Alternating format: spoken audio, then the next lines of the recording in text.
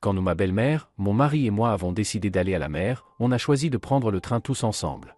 Mais à notre arrivée, ils m'ont laissé seul sur le quai. Ils sont partis avec toutes mes affaires, sauf mon téléphone. Alors, calmement, j'ai passé un appel. Le train roulait avec un rythme régulier, ses roues frappant les rails comme une horloge, annonçant le cauchemar qui approchait. J'étais assise près de la fenêtre, faisant semblant de regarder le paysage défiler. En réalité, mes pensées tournaient en boucle, bourdonnant dans ma tête comme un essaim d'abeilles affolées. En face de moi se trouvait Charlotte Williams, ma belle-mère. Elle lisait un magazine féminin et me jetait de temps à autre des regards pleins de mépris mal dissimulés. À côté d'elle, David, mon mari, les yeux rivés à son téléphone, semblait totalement inconscient de la tension qui régnait entre nous.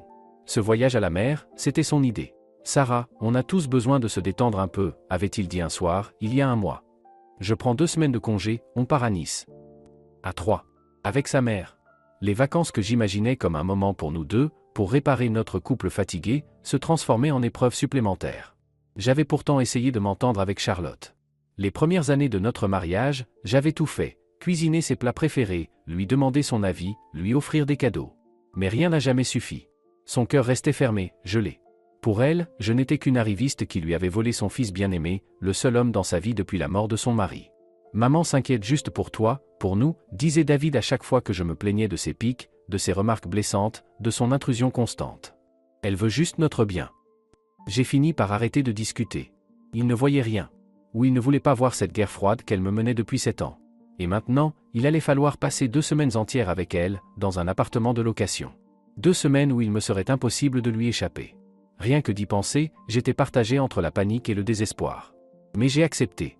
Parce que, malgré tout, j'espérais. Peut-être que ce voyage nous rapprocherait. David et moi. Sa mère et moi. Qu'on devienne enfin une vraie famille, et pas juste 3 étrangers sous le même toit. J'ai regardé mon mari. 42 ans. Toujours séduisant, avec ses tempes grisonnantes qui le rendaient encore plus attirant. Quand je l'ai rencontré, 9 ans plus tôt, je suis tombée folle amoureuse.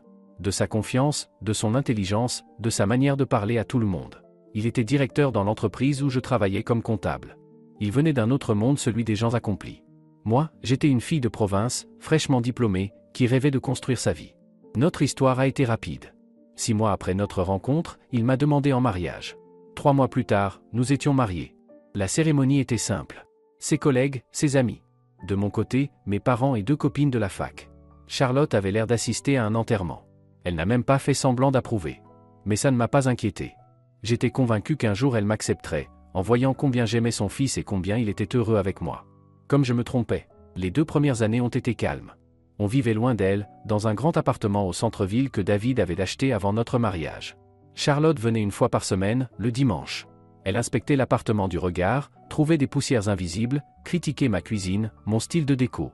Mais au moins, ces visites avaient une fin. Puis, la crise financière est arrivée. L'entreprise de David a commencé à perdre de l'argent. D'abord un peu, puis beaucoup. Il passait ses journées au bureau, revenait tard, fatigué, irritable. J'essayais de le soutenir, de lui offrir un foyer calme, de ne pas l'embêter avec les soucis. Mais plus j'étais douce, plus il s'éloignait, comme s'il construisait un mur entre nous. Charlotte a tout de suite senti que notre couple allait mal. Elle s'est mise à parler à David en privé. Et dès que j'entrais dans une pièce, il se taisait. J'étais une étrangère dans ma propre maison, mais je me taisais.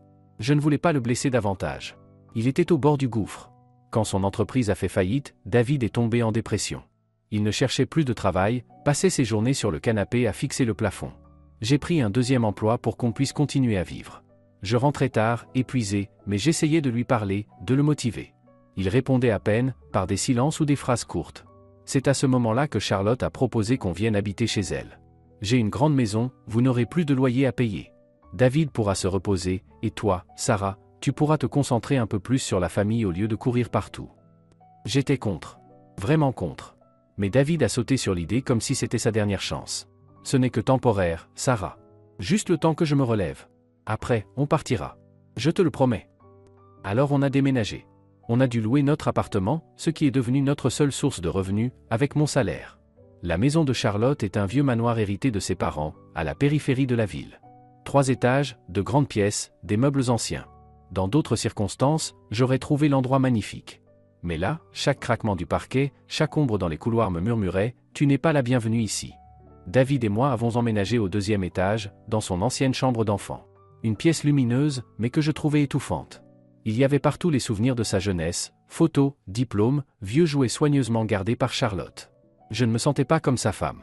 Juste comme une invitée tolérée pour une nuit. Charlotte régnait sur la maison comme une reine absolue. C'est elle qui décidait de ce qu'on mangeait, à quelle heure on se couchait, quelle émission on regardait à la télé dans le salon. Toutes mes tentatives timides d'apporter un petit changement ou même de donner mon avis se heurtaient à son regard glacial et à cette phrase toujours la même. Chez moi, ça s'est toujours passé comme ça. Je ne vois pas pourquoi je changerais. Dans ces moments-là, David soutenait systématiquement sa mère. Sarah, s'il te plaît, ne crée pas de problème pour rien. C'est déjà assez difficile pour maman de nous avoir ici. 5 ans ont passé comme ça. 5 longues années de silence, d'épuisement, où je me suis peu à peu transformé en l'ombre de moi-même. Je continuais à travailler à 2 emplois. Non seulement pour subvenir aux besoins de notre famille, mais surtout pour passer le moins de temps possible dans la maison de Charlotte. David avait trouvé un travail, mais plus comme directeur, non. Juste un simple poste de manager dans une petite société. Son salaire ne couvrait que ses dépenses personnelles et quelques achats pour sa mère. Le reste, le loyer de notre appartement, les courses, les factures, les médicaments de Charlotte, tout reposait sur moi. Et je ne recevais même pas un mot de remerciement. J'ai fini par penser au divorce. Mais à chaque fois que je m'en approchais, quelque chose me retenait. Peut-être le souvenir de ce David que j'avais aimé, fort, tendre, protecteur. Ou bien la peur de l'inconnu.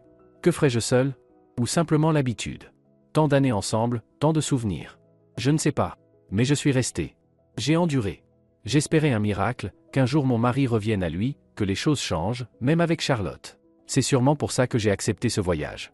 Au fond de moi, j'espérais qu'en s'éloignant de cette maison, de l'univers contrôlé par Charlotte, on pourrait se retrouver, David et moi. Peut-être même améliorer ma relation avec sa mère. Après tout, en vacances, les gens se détendent, deviennent plus humains. Et nous voilà dans ce train, direction le sud, vers la mer. Une mer que je n'avais pas vue depuis des années. La dernière fois, j'étais étudiante, avec mes parents. Un séjour dans un petit hôtel simple, mais j'étais si heureuse. Le soleil, la mer, l'insouciance. Parfois, j'ai l'impression que cette vie d'avant, avant David, appartenait à une autre femme. Une femme plus libre, plus heureuse. Sarah, tu comptes vraiment faire la tête tout le trajet? Les gens autour commencent à te regarder. La voix de Charlotte me ramena brutalement à la réalité. Comme toujours, son ton était condescendant, comme si elle s'adressait à un enfant capricieux. Je suis juste fatigué, répondis-je doucement, essayant de cacher mon agacement. Le stress du boulot, les préparatifs du voyage que j'avais géré seul. Tout ça m'avait réellement épuisé. On est tous fatigués, répliqua Charlotte. Mais les autres ne le montrent pas aussi clairement. Souris un peu, fais semblant d'être contente d'être avec nous. Après tout, c'est mon fils qui a payé ce voyage. J'ai failli lui répondre que, justement, ce n'était pas vrai. Que David n'avait payé que son billet, et que tout le reste, le logement, les billets pour Charlotte, les repas venaient de mes économies et de la location de mon appartement. Mais à quoi bon?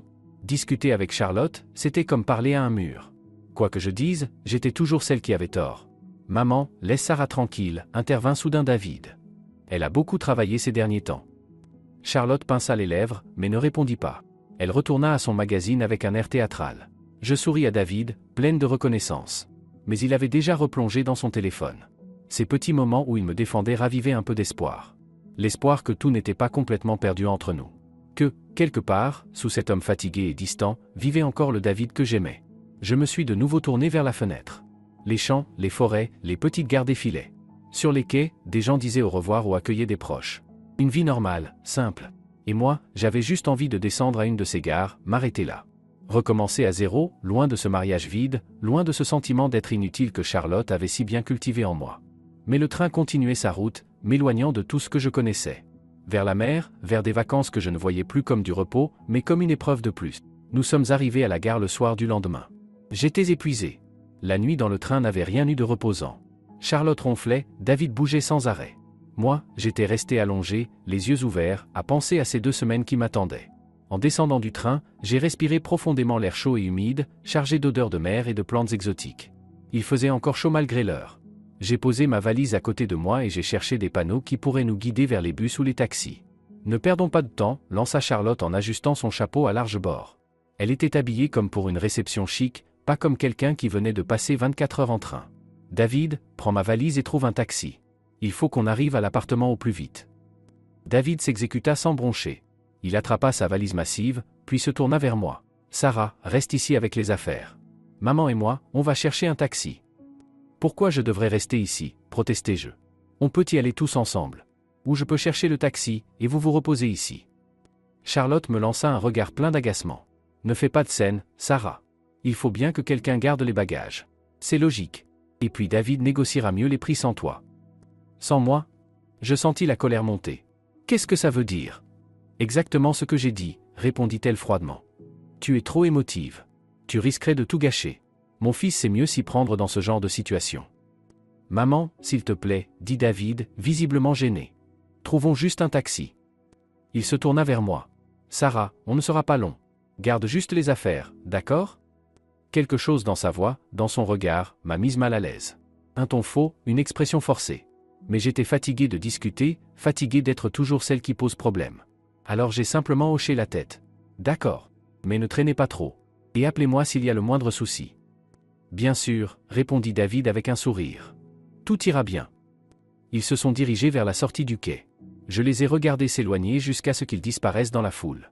Puis je me suis assise sur ma valise et j'ai sorti mon téléphone. Le temps passait. Mais il ne revenait pas. 15 minutes. 30. 1 heure. J'ai essayé d'appeler David plusieurs fois, mais son téléphone était éteint. Pareil pour Charlotte. L'inquiétude montait à chaque minute. Peut-être leur était-il arrivé quelque chose? Peut-être qu'ils étaient partis trop loin pour trouver un taxi et n'avaient plus de réseau? Ou alors leur téléphone était déchargé. Je cherchais une explication logique, mais au fond de moi, je sentais que quelque chose de bien plus grave se passait. Au bout de 2 heures, j'ai décidé d'agir. J'ai pris ma valise et je me suis dirigé vers la sortie.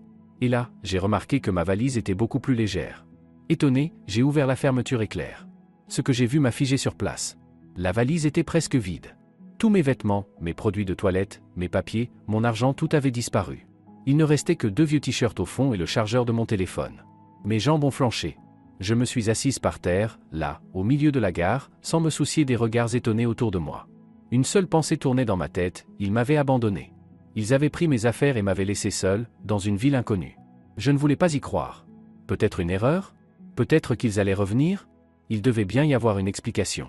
J'ai essayé d'appeler David encore une fois. Ça sonnait, mais personne ne répondait. Pareil pour Charlotte. Ils étaient joignables, mais ne répondaient pas. Volontairement. La panique est montée d'un coup. Je regardais autour de moi une gare inconnue, des visages étrangers. Chez moi, c'était à des milliers de kilomètres. Sans papier, sans argent, presque sans affaires. Qu'est-ce que j'allais faire? Comment rentrer? Et soudain, j'ai eu un éclair. Un appel. Un seul appel à une personne en qui j'avais confiance. Les mains tremblantes, j'ai cherché son nom dans le répertoire et j'ai appuyé sur appeler. Allô? Christophe? C'est Sarah. J'ai besoin de ton aide. Quand j'ai rencontré Christophe, ma vie n'était déjà plus qu'une routine vide de sens. C'était lors d'un événement de la boîte où je travaillais comme comptable. Il venait tout juste d'être nommé directeur financier, et tout le monde en parlait avant même qu'il arrive. Tu te rends compte? Il travaillait à Londres dans une grosse boîte, et maintenant il débarque ici, au fin fond de la province, murmuraient mes collègues. Moi, je ne prêtais pas attention à ces ragots. Ça m'était égal qui allait diriger le service financier. Ma vie se résumait à travail, maison, travail, et à m'occuper d'un mari qui s'éloignait un peu plus chaque année. Mais ce soir-là, Christophe est venu vers moi. Grand, les yeux gris attentifs, quelques mèches argentées aux tempes. Il dégageait une assurance tranquille qui le rendait différent des autres. « Vous êtes Sarah ?» demanda-t-il en s'asseyant à côté de moi, alors que j'étais seul avec une coupe de champagne. « Le chef comptable m'a dit beaucoup de bien de vous. »« Juste Sarah » ai-je corrigé, un peu gêné par tant d'attention. « Et je ne pense pas mériter de compliments. Je fais juste mon boulot. »« L'humilité est une belle qualité, » sourit-il. « Mais j'ai lu vos rapports du dernier trimestre. Franchement impressionnant. Surtout vu la situation économique actuelle. » On a commencé à discuter. D'abord du travail, puis d'autres sujets. Livres, musique, voyages. Et là, j'ai découvert que je pouvais encore parler, encore m'intéresser à autre chose qu'à mes soucis. C'était une sensation étrange. Presque oubliée. Après ça, on s'est souvent croisés au bureau. Rien de déplacé. Juste des conversations à la pause déjeuner, quelques projets en commun. Christophe était non seulement intelligent, mais aussi bienveillant. Il n'a jamais fait de remarques sur mon apparence, même si à l'époque, je n'étais plus que l'ombre de moi-même, cheveux ternes, cernes, vêtements informes. Il me parlait d'égal à égal, écoutait mes idées, prenait mes conseils au sérieux. Ces échanges sont devenus pour moi comme une bouffée d'air. Le seul moment dans ma journée où je me sentais vivante. J'ai recommencé à sourire. À prendre un peu plus soin de moi. Même David l'a remarqué. « T'as changé » m'a-t-il dit un soir en me regardant étonné. « On dirait que t'as rajeuni. » C'était le premier compliment qu'il me faisait depuis des années. Charlotte aussi avait remarqué le changement. Et ça ne lui plaisait pas. « Tu as un amant, c'est ça » m'a-t-elle lancé un jour, alors qu'on était seuls dans la cuisine. J'étais tellement choqué que je n'ai pas su quoi répondre tout de suite. « Manquer plus que ça » a-t-elle enchaîné en prenant mon silence pour un aveu. « Tu vas salir l'honneur de mon fils, lui qui t'a tout donné.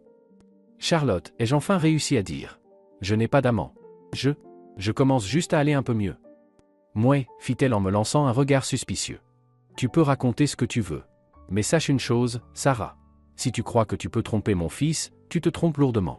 Je laisserai pas une petite provinciale lui briser le cœur. Je n'ai pas répondu. Ça ne servait à rien. Mais à partir de ce jour-là, elle a commencé à me surveiller encore plus. Elle voulait savoir où j'allais après le boulot, avec qui je parlais au téléphone, pourquoi je rentrais tard. Et le pire, c'est qu'elle avait commencé à monter David contre moi.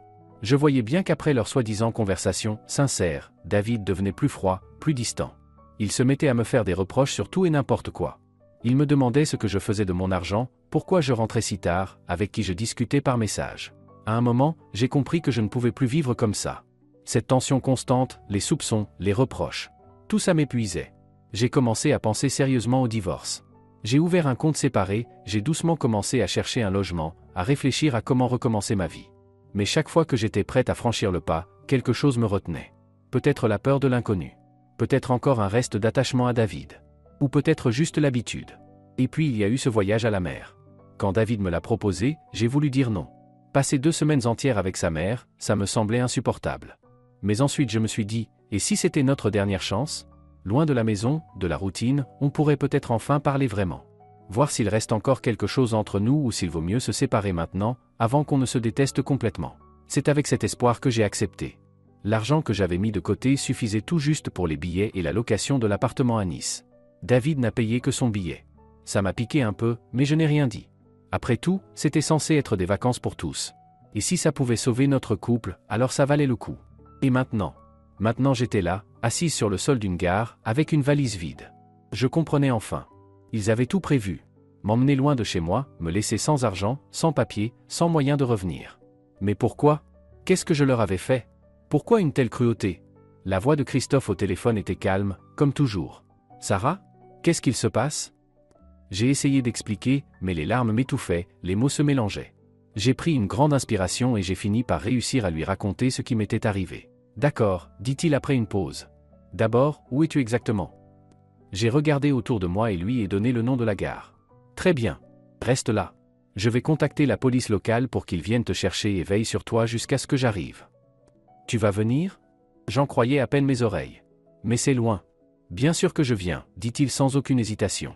Je prends le premier vol. Je serai là dans quelques heures. Tiens bon.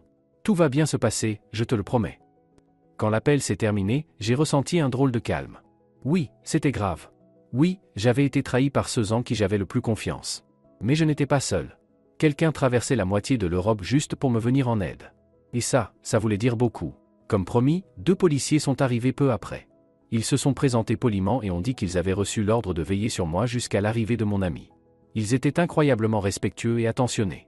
Ils m'ont installé dans une salle de repos, m'ont apporté à manger, à boire, et même proposé des vêtements venant d'une association, que j'ai poliment refusé. Les quelques t-shirts restés dans ma valise suffisaient pour le moment. Il faut que vous déposiez plainte pour vol, m'a dit l'un d'eux, un homme nommé Nicolas. Vos papiers, votre argent c'est grave. Je ne sais pas, ai-je commencé, mais il m'a coupé. Écoutez, je comprends que ce soit votre famille. Mais ce qu'ils ont fait, ce n'est pas juste une dispute. Ils vous ont abandonné dans une ville inconnue, sans ressources. C'est un acte criminel. Je doutais. Il avait raison, bien sûr. Ce que David et sa mère avaient fait, c'était impardonnable. Mais c'était mon mari. Écrire une plainte contre lui, c'était au-dessus de mes forces. Voilà ce que je propose, dit Nicolas en voyant mon hésitation. Reposez-vous pour le moment.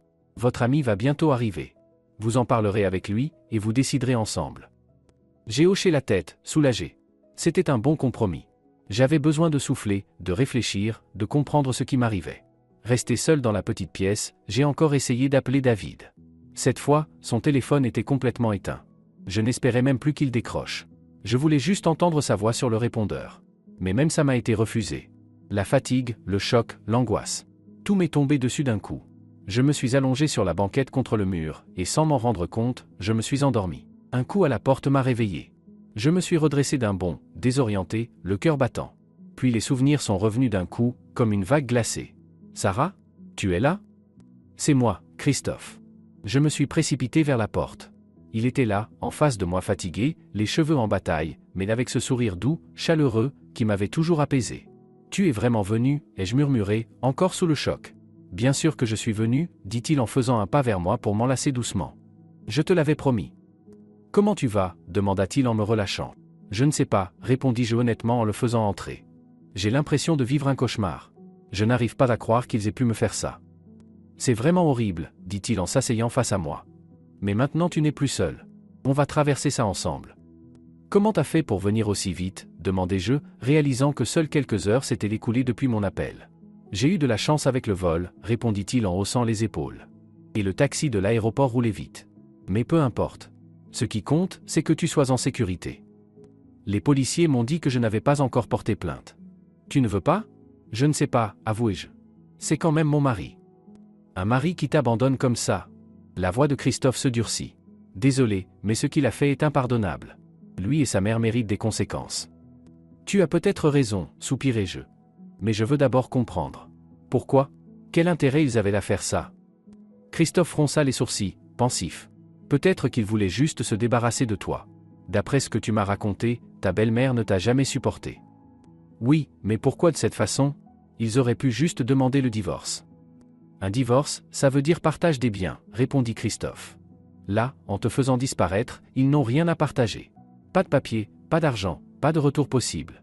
Pour eux, c'est peut-être la solution la plus simple. Ces mots m'ont glacé. Était-ce vraiment ce qu'ils pensaient de moi? Juste un fardeau dont il fallait se débarrasser? Après 7 ans de mariage, après tout ce que j'avais fait pour David, pour sa mère? Tu crois qu'ils espèrent juste que je disparaisse? Ma voix tremblait. Je ne sais pas ce qu'ils espèrent, répondit doucement Christophe. Mais peu importe leurs intentions, ça ne marchera pas. Tu n'es pas seule, Sarah. Je suis là, et je vais t'aider à traverser ça. Dans ses yeux, je voyais une sincère bienveillance. Pour la première fois depuis longtemps, je ne me sentais plus seule, plus impuissante. Alors, qu'est-ce qu'on fait maintenant? Demandai-je en me redressant. La présence de Christophe me donnait de la force, de l'assurance. D'abord, on doit refaire tes papiers, dit-il. Sans passeport, tu ne pourras ni acheter un billet de train ou d'avion, ni réserver une chambre d'hôtel. Demain matin, on ira au bureau des documents. J'ai un contact dans l'administration régionale, il pourra accélérer les choses. Et après, soufflai-je. Ensuite, on décidera. Soit on rentre chez nous, soit tu profites de ces vacances à la mer. Mais cette fois, avec la bonne compagnie. Tu veux dire, rester ici? J'étais surprise. Mais je n'ai plus rien. Ni affaires, ni argent. L'argent, ça se règle, répondit-il d'un geste. Et des vêtements, ça s'achète. Franchement, tu as besoin de souffler, de reprendre des forces. Après, on verra quoi faire avec ton mari et sa mère. Il avait raison. Rien que l'idée de retourner à l'appartement vide, de reprendre le travail, de retomber dans la routine. J'en étais déjà épuisé. Et quelques jours au bord de la mer, loin de tout ça, me semblaient de plus en plus nécessaires. Tu as peut-être raison, dis-je lentement. Mais je ne peux pas accepter toute cette aide. C'est trop. Pourquoi? Demanda Christophe, sincèrement étonné. On est amis, non? Et les amis, ça s'aide dans les moments difficiles. Puis il sourit doucement. En plus, je comptais prendre des vacances depuis un moment. J'arrivais pas à me décider où aller. On a fait le choix pour moi. Son sourire, son calme, son assurance. Tout cela m'apaisait. Pour la première fois, je me disais que peut-être, tout allait vraiment s'arranger. Que cette histoire terrible n'était qu'un passage et qu'après, quelque chose de meilleur allait commencer. D'accord, dis-je enfin. On fait comme ça. D'abord les papiers. Ensuite, on verra. Parfait, dit Christophe en se levant. Et maintenant, je propose qu'on trouve un hôtel et qu'on aille dîner. Tu dois avoir faim, non? C'est à ce moment-là que j'ai réalisé que je n'avais rien mangé depuis le matin. Mon estomac s'est mis à gronder, et on a éclaté de rire tous les deux. Pour la première fois depuis le début de cette journée cauchemardesque, j'ai senti une forme de soulagement. Les policiers nous ont aidés à trouver un petit hôtel simple mais propre, pas loin de la gare. Christophe a réservé 2 chambres, une pour moi, une pour lui. Ce geste, si respectueux, si délicat, m'a profondément touché. N'importe quel autre homme aurait pu profiter de ma faiblesse. Mais pas lui. Pas Christophe. Au restaurant de l'hôtel, on a dîné en discutant du programme pour le lendemain. Christophe avait déjà appelé son contact à la préfecture. Il avait pris rendez-vous. Je devrais déposer une plainte pour vol de documents, fournir des photos pour un justificatif d'identité provisoire. Le processus pouvait être long, mais grâce aux relations de Christophe, ça irait plus vite. Après le repas, on est monté dans nos chambres. Devant la porte de la mienne, je me suis arrêté et je me suis tourné vers lui. Christophe, je ne sais pas comment te remercier pour tout ce que tu fais pour moi. Ne me remercie pas, dit-il en posant doucement la main sur la mienne. Repose-toi. Demain, on aura beaucoup à faire. Bonne nuit, Sarah. Bonne nuit, lui répondis-je avec un petit sourire. Dans ma chambre, j'ai pris une longue douche chaude. Ce n'était pas seulement la fatigue du voyage que je voulais laver, mais toute la douleur, l'humiliation, les années d'effacement. Puis, enroulé dans le peignoir de l'hôtel, je me suis assise sur le lit. Pour la première fois de la journée, j'ai vraiment pris conscience de tout ce qui s'était passé. Mon mari et sa mère m'avaient abandonné. Ils avaient planifié ça. Ils avaient pris mes affaires, mes papiers, mon argent. Ils espéraient que je disparaisse. Que je n'ai plus aucun moyen de revenir. La trahison était si forte que je ne pouvais même pas pleurer. Je restais là, assise, fixant le mur, me demandant comment on a pu en arriver là. Qu'est-ce que j'ai fait de mal?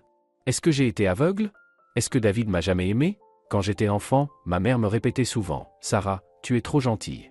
Les gens vont en profiter. » Je ne la croyais pas. Pour moi, la gentillesse, c'était une force.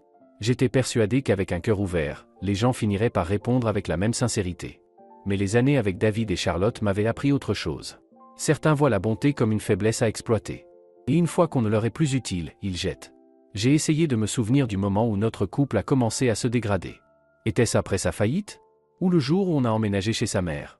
Ou peut-être que ça n'a jamais vraiment fonctionné, mais je refusais de l'admettre. Peut-être qu'il ne m'a jamais aimé. Les pensées tournaient en boucle.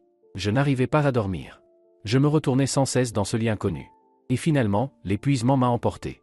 J'ai sombré dans un sommeil profond mais agité. Le matin, un coup à la porte m'a réveillé.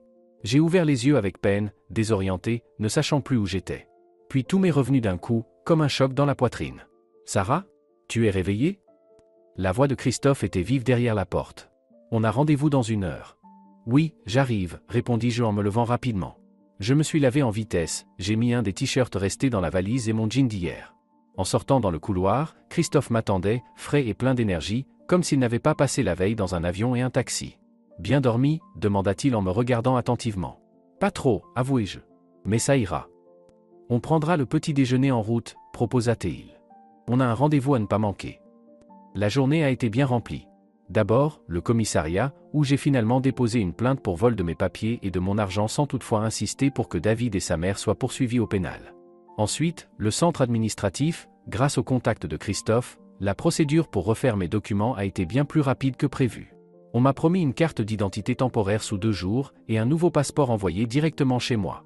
Entre 2 rendez-vous, on est passé au centre commercial. Christophe a insisté pour m'acheter quelques vêtements et le strict nécessaire. J'ai protesté, je lui ai dit que je le rembourserais dès que j'aurais de nouveau accès à mes comptes. Il a haussé les épaules. « Arrête, c'est un cadeau. Et puis, tu ne vas pas passer 2 semaines dans le même t-shirt, quand même ?» Le soir venu, libéré des formalités, on s'est installé à la terrasse d'un petit café en bord de mer. Le bruit des vagues était tout proche, le soleil descendait lentement vers l'horizon, dorant la surface de l'eau. Je regardais ce paysage en me disant à quel point la vie est étrange. La veille encore, j'étais désespéré, trahi par les 2 personnes les plus proches de moi. Et là, j'étais assise en face d'un homme qui s'était montré plus attentionné que mon propre mari depuis des années, à admirer l'un des plus beaux couchers de soleil que j'ai jamais vus. « À quoi tu penses ?» demanda Christophe en remarquant mon air perdu. « À la vie » répondis-je avec un petit sourire. « À la vitesse à laquelle tout peut basculer. En bien. Ou en mal. » « C'est vrai, » dit-il en hochant la tête. « On ne sait jamais ce qui nous attend. » Je n'arrive toujours pas à croire que David ait pu me faire ça, avouai-je en fixant l'horizon. 7 ans de mariage.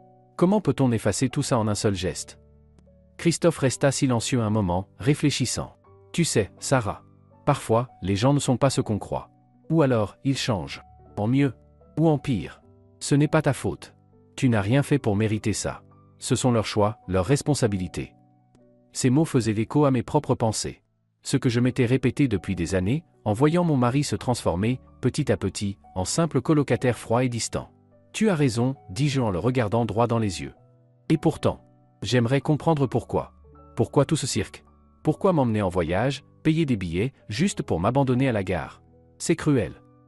Peut-être qu'ils avaient un but précis, dit Christophe en fronçant les sourcils. On ne fait pas ce genre de choses gratuitement. Quel but, soupirai-je? Me rabaisser?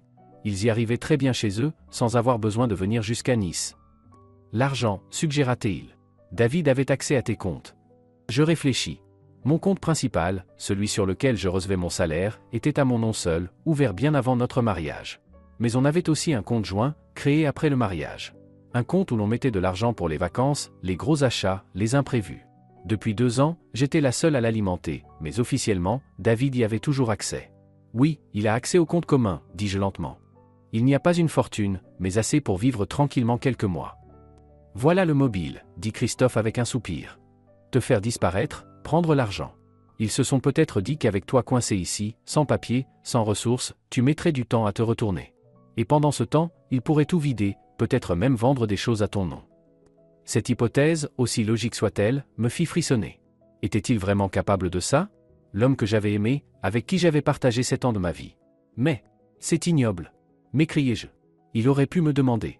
Je ne lui ai jamais rien refusé, même quand j'étais à sec. Ce n'est peut-être pas qu'une question d'argent, dit doucement Christophe. Peut-être qu'il voulait juste se débarrasser de toi. Sans cri, sans divorce, sans devoir se justifier. Juste. T'effacer. Cette pensée était insupportable. Mais si c'était vrai, si j'avais vécu toutes ces années avec des gens qui me considéraient comme un problème, un poids à éliminer, il faut vérifier tes comptes, dit Christophe, me ramenant à la réalité. Tu peux le faire depuis ton téléphone? Oui, j'ai l'appli. Je pris mon téléphone et me connectai à mon espace bancaire. Ce que je vis me coupa le souffle.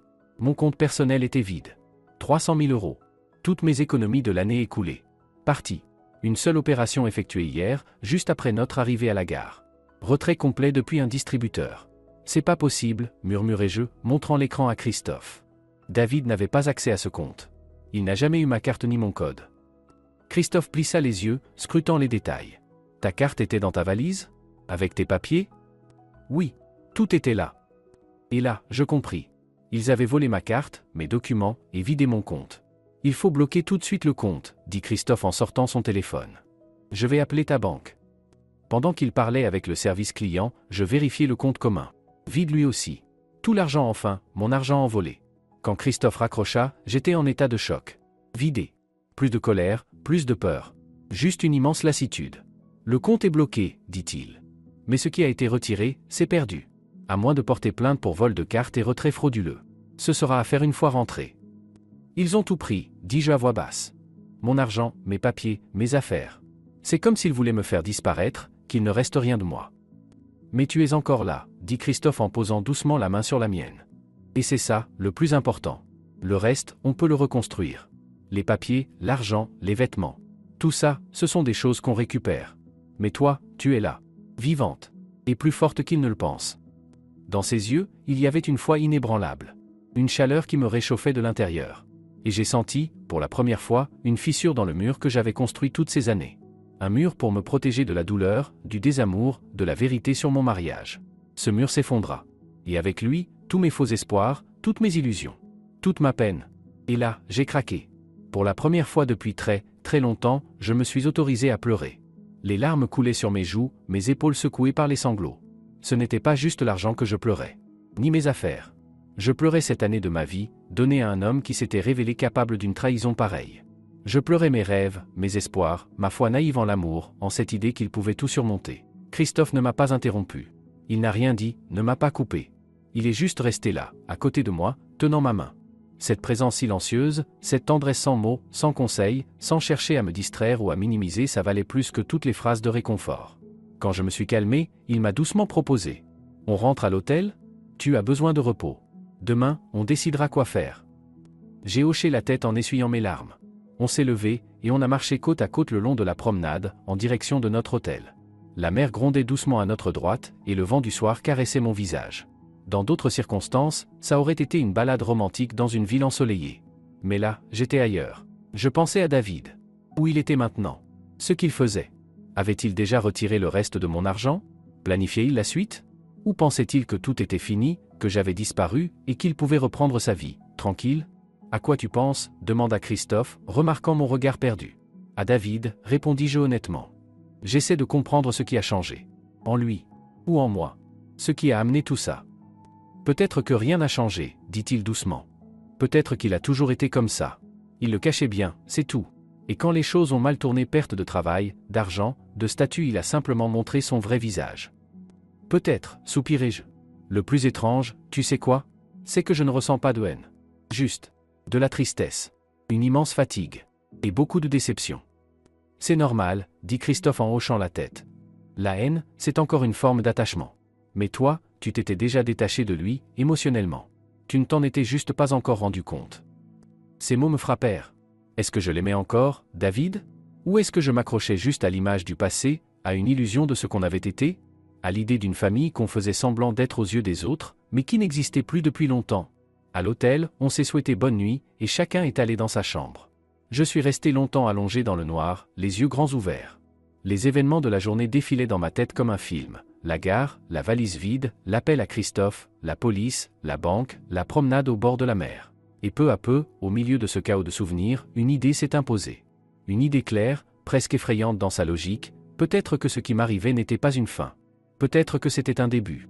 Le début d'une nouvelle vie. Sans David. Sans sa mère.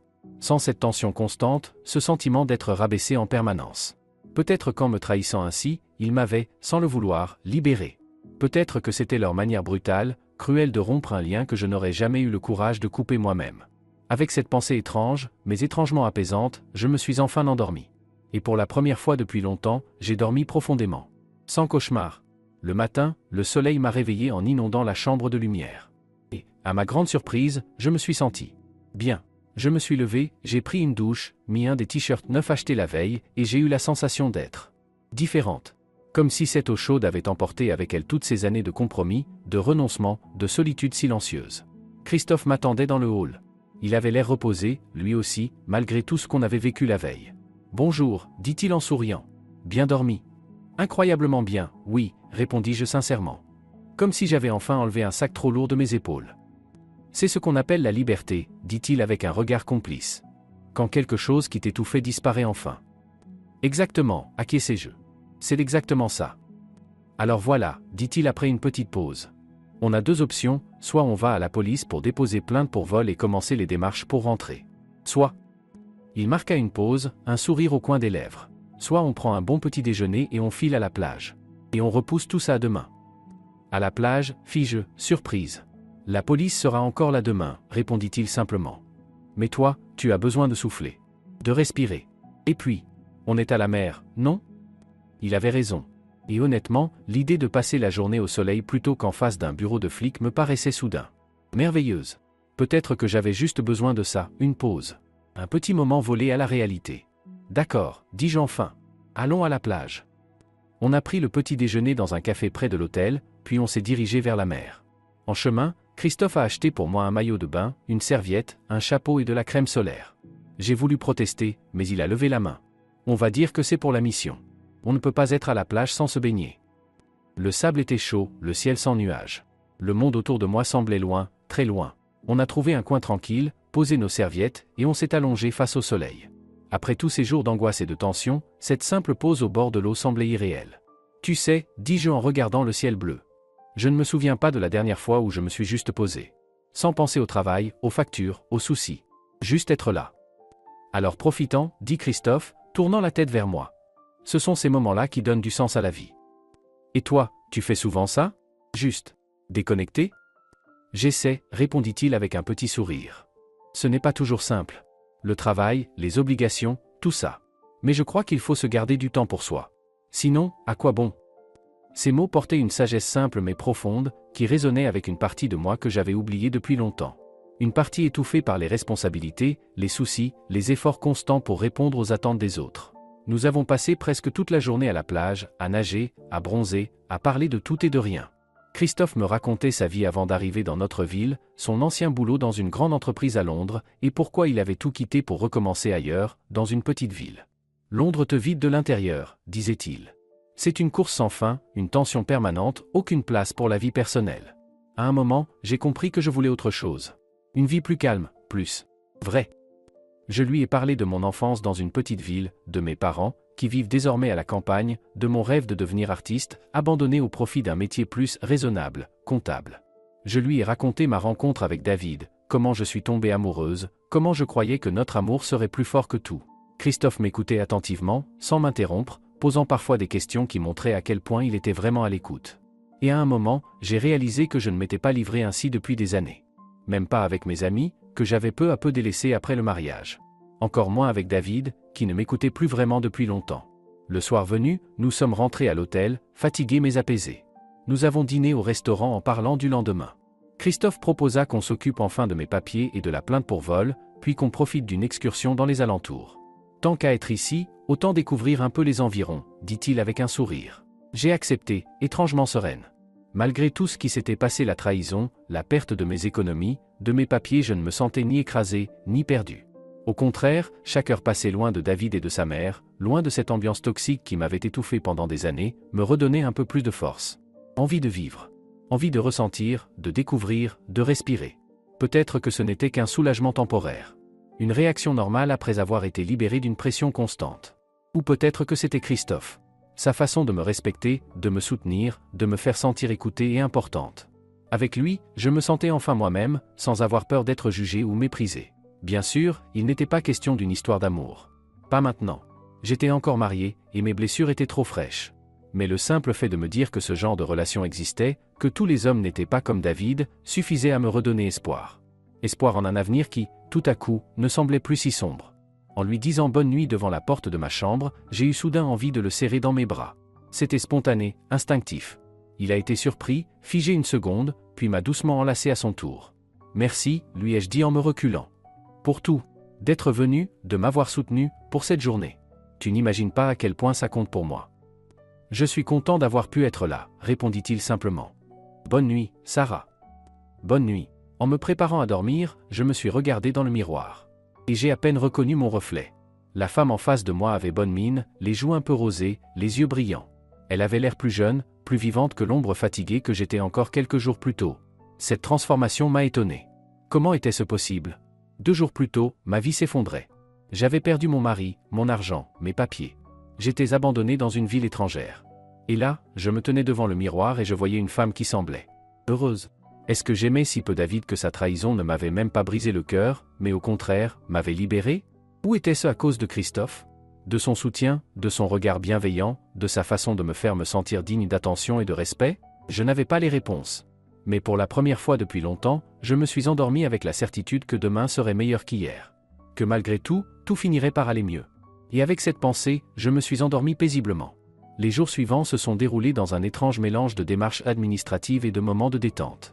Le matin, avec Christophe, on allait de rendez-vous en rendez-vous, banque, bureau, déclaration.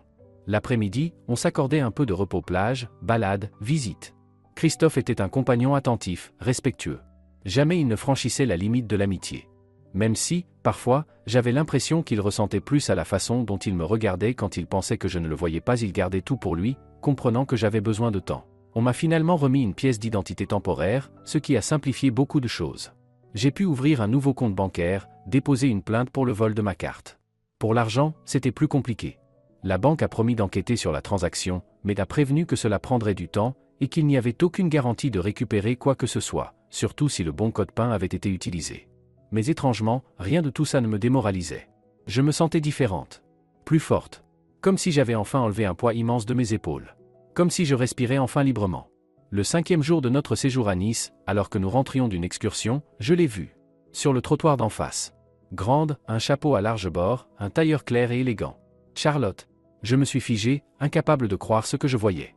Christophe, remarquant ma réaction, suivit mon regard. « C'est elle » demanda-t-il doucement. « Ta belle-mère » Je hochai la tête, incapable de prononcer un mot. Charlotte était debout devant la vitrine d'une bijouterie, observant les colliers et bracelets exposés. Elle avait l'air parfaitement sereine, comme une touriste profitant de ses vacances, sans aucune trace de remords ou de culpabilité. Comme si ce n'était pas elle qui, quelques jours plus tôt, avait participé à une trahison aussi ignoble, qui aurait pu me coûter sinon la vie, du moins ma santé et mon équilibre. « Tu veux lui parler » demanda Christophe en scrutant mon visage. Je pris un moment pour réfléchir. Qu'est-ce que je voulais ? Faire une scène en pleine rue ? Exiger des explications ? Ou simplement lui montrer que son plan avait échoué, que je n'avais pas disparu, que je n'étais pas brisé comme elle l'avait espéré ? Oui, répondis-je enfin. Je veux. Nous traversâmes la rue et nous approchâmes de Charlotte. Elle ne nous avait pas encore vus. J'inspirai profondément et dis calmement. « Bonjour, Charlotte. » Elle sursauta et se retourna. Une expression de choc traversa brièvement son visage, vite remplacée par un étonnement fin. « Sarah ? C'est toi ? Mais David et moi, on te cherche partout. Où étais-tu passé ?» Son culot était tel que j'en restai sans voix une seconde. Christophe, à côté de moi, se tendit, mais resta silencieux pour me laisser gérer. « Pas la peine, répondis-je finalement, étonné moi-même par mon ton calme. Pas la peine de faire semblant. Toi et David m'avez abandonné à la gare. Vous avez pris mes affaires, mes papiers, mon argent. Vous pensiez que j'allais disparaître ? Que je sortirais de vos vies comme un vieux meuble encombrant ? Le visage de Charlotte pâlit, puis rougit. Elle regarda autour d'elle, vérifiant si quelqu'un écoutait, puis baissa la voix. « C'est toi qui l'as cherché, siffla-t-elle. Tu as détruit la vie de mon fils. Il avait tout, et depuis que tu es entré dans sa vie, tout est parti en fumée. Sa carrière, sa réputation, son équilibre. Son entreprise a fait faillite à cause de la crise, la coupé-jeu, sentant une colère froide monter en moi. Et sa réputation, c'est lui qui l'a salie quand il a baissé les bras.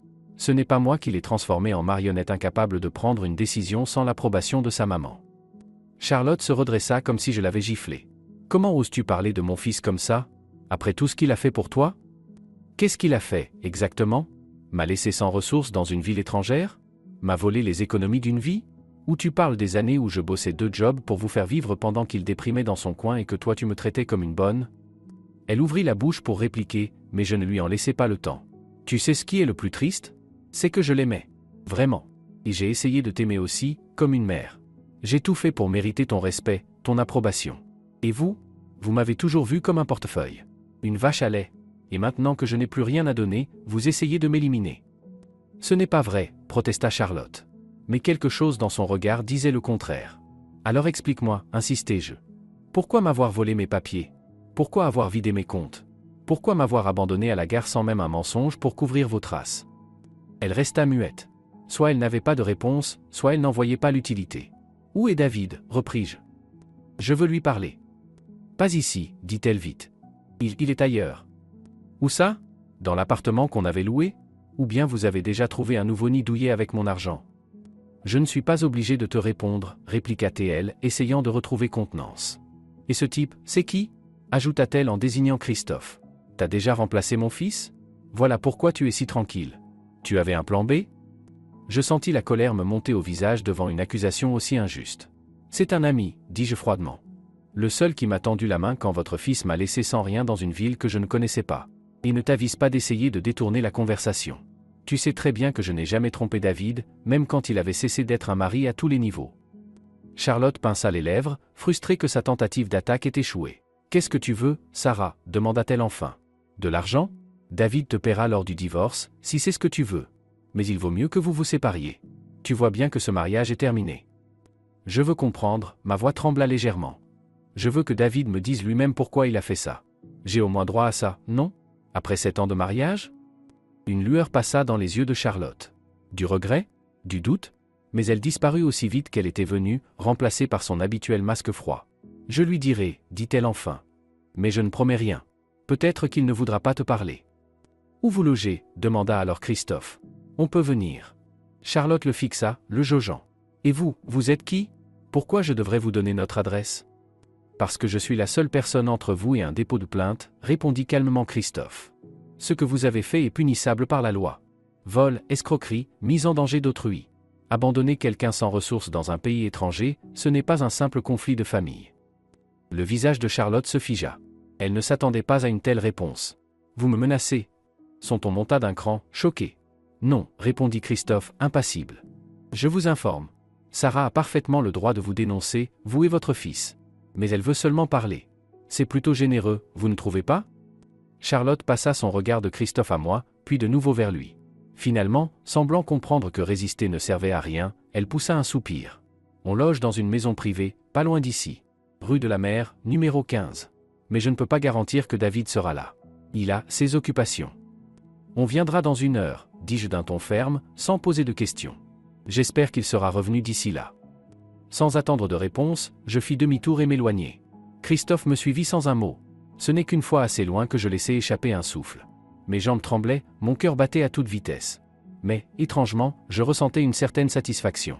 Je ne m'étais pas effondré, je n'avais pas pleuré, je ne lui avais pas laissé la moindre prise pour me manipuler, comme avant. « Tu as été incroyable, » murmura Christophe une fois que nous fûmes arrêtés à un coin de rue. « Tu t'es tenu droite, avec beaucoup de dignité. »« Merci, » répondis-je en esquissant un sourire. Tu sais, c'est étrange, mais pour la première fois depuis longtemps, j'ai senti que je pouvais lui tenir tête. Que ses mots, son regard, n'avaient plus de pouvoir sur moi. « C'est parce que tu changes, » dit-il simplement. « Tu deviens plus forte. Tu reprends confiance. »« Oui, sans doute, » soupirai-je. Dommage qu'il ait fallu un choc pareil pour en arriver là. Parfois, il faut un coup de tonnerre pour nous réveiller, dit-il d'un ton philosophe. « Alors, on y va vraiment ? » Je réfléchis. Est-ce que je voulais vraiment voir David ? Écoutez ces justifications, ces mensonges? Est-ce que ça avait encore une importance? Oui, finis-je par répondre. Je veux clore ce chapitre. Le regarder dans les yeux et lui dire que je sais ce qu'il a fait. Et que je le laisse partir. Qu'on se libère, tous les deux. Christophe hocha la tête avec douceur. Alors allons-y. Je serai là, quoi qu'il arrive. Nous avons pris un taxi jusqu'à l'adresse donnée par Charlotte. Pendant le trajet, je ne pouvais m'empêcher de penser à cette rencontre à venir. Qu'est-ce que je lui dirais? Qu'est-ce qu'il oserait me dire? Allait-il nier? Se justifier? Ou reconnaître la vérité? Mais ce qui me tracassait le plus, c'était autre chose. Est-ce que je ressentirais encore quelque chose en le voyant? De la douleur? De la colère? De l'amour? Ou juste rien? La maison où séjournaient David et sa mère était une petite bâtisse de 2 étages, dans un quartier calme à quelques minutes de la mer. Une cour fleurie de roses, des murs blancs éclatants, un toit en tuiles rouges. Dans un autre contexte, j'aurais trouvé l'endroit charmant. Nous arrivâmes devant le portail, et j'hésitai un instant avant de sonner. Charlotte ouvrit la porte. Elle s'était changée, portait une robe de maison, sans maquillage. Cela la faisait paraître plus âgée, mais aussi plus humaine. « Entrez », dit-elle d'un ton sec. « David vous attend. » Nous entrâmes, et je le vis tout de suite. David était assis dans un fauteuil, près de la fenêtre, regardant le jardin. En entendant nos pas, il se retourna et se leva. « Sarah », dit-il. Et dans sa voix, il y avait quelque chose que je n'arrivais pas à définir. De la surprise? De l'embarras? De l'agacement? Je ne pensais pas que tu te retrouverais si vite. Ces mots, aussi directs qu'indifférents, m'arrêtèrent net. Comme s'il admettait, sans honte, qu'il m'avait voulu hors de sa vie. Une colère brûlante jaillit en moi.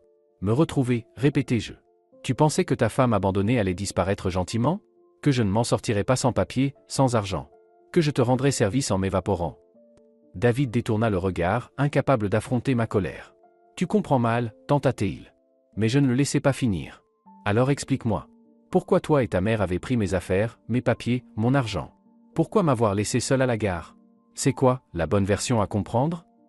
Il jeta un coup d'œil à Christophe, puis à sa mère, comme pour chercher du soutien. C'était mal, dit-il enfin d'une voix basse. Je le reconnais. Mais tu dois comprendre. J'étais désespéré. Notre mariage, c'était fini depuis longtemps. On n'était plus heureux. Et divorcer? C'est long, compliqué.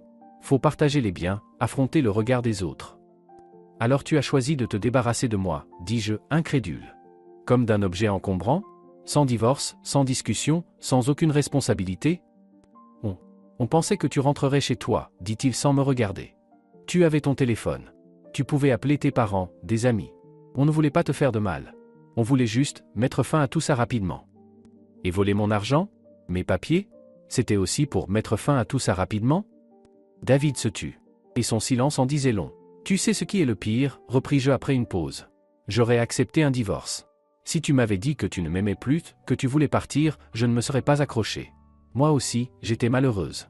Mais au moins, j'étais honnête. J'ai essayé de sauver notre couple, je t'ai soutenu quand tu allais mal.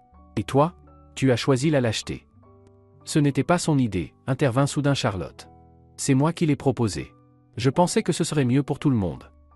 Je la fixai, pas vraiment surprise, mais tout de même choquée par cet aveu. Mieux pour qui? Pour toi? Pour lui? Certainement pas pour moi.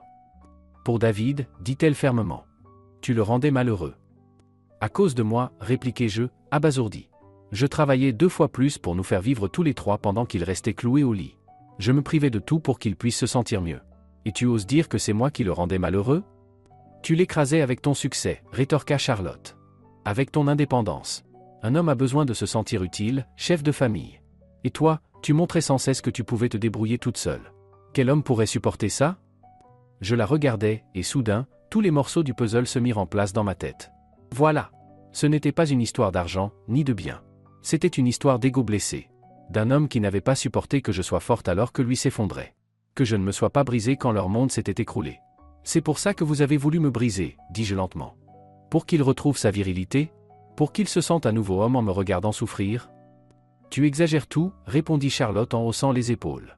Personne ne voulait te briser. C'est juste que, tu étais trop indépendante pour David. Il a besoin d'une femme qui l'admire, qui le regarde de bas en haut. Donc, d'une femme qui fait semblant d'être plus faible qu'elle ne l'est? Qui flatte son complexe d'infériorité? Je me tournai vers David.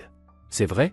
Tu m'as abandonné à la gare, tu as volé mon argent, mes papiers, juste parce que je n'étais pas assez soumise pour toi? David leva enfin les yeux vers moi. Ils étaient remplis de honte mêlée à une obstination à ne pas reconnaître sa faute. Tu comprends pas? Commença-t-il. Non, c'est toi qui ne comprends pas, le coupai-je. Tu crois que ta fierté, ton ego, valent plus que ma vie?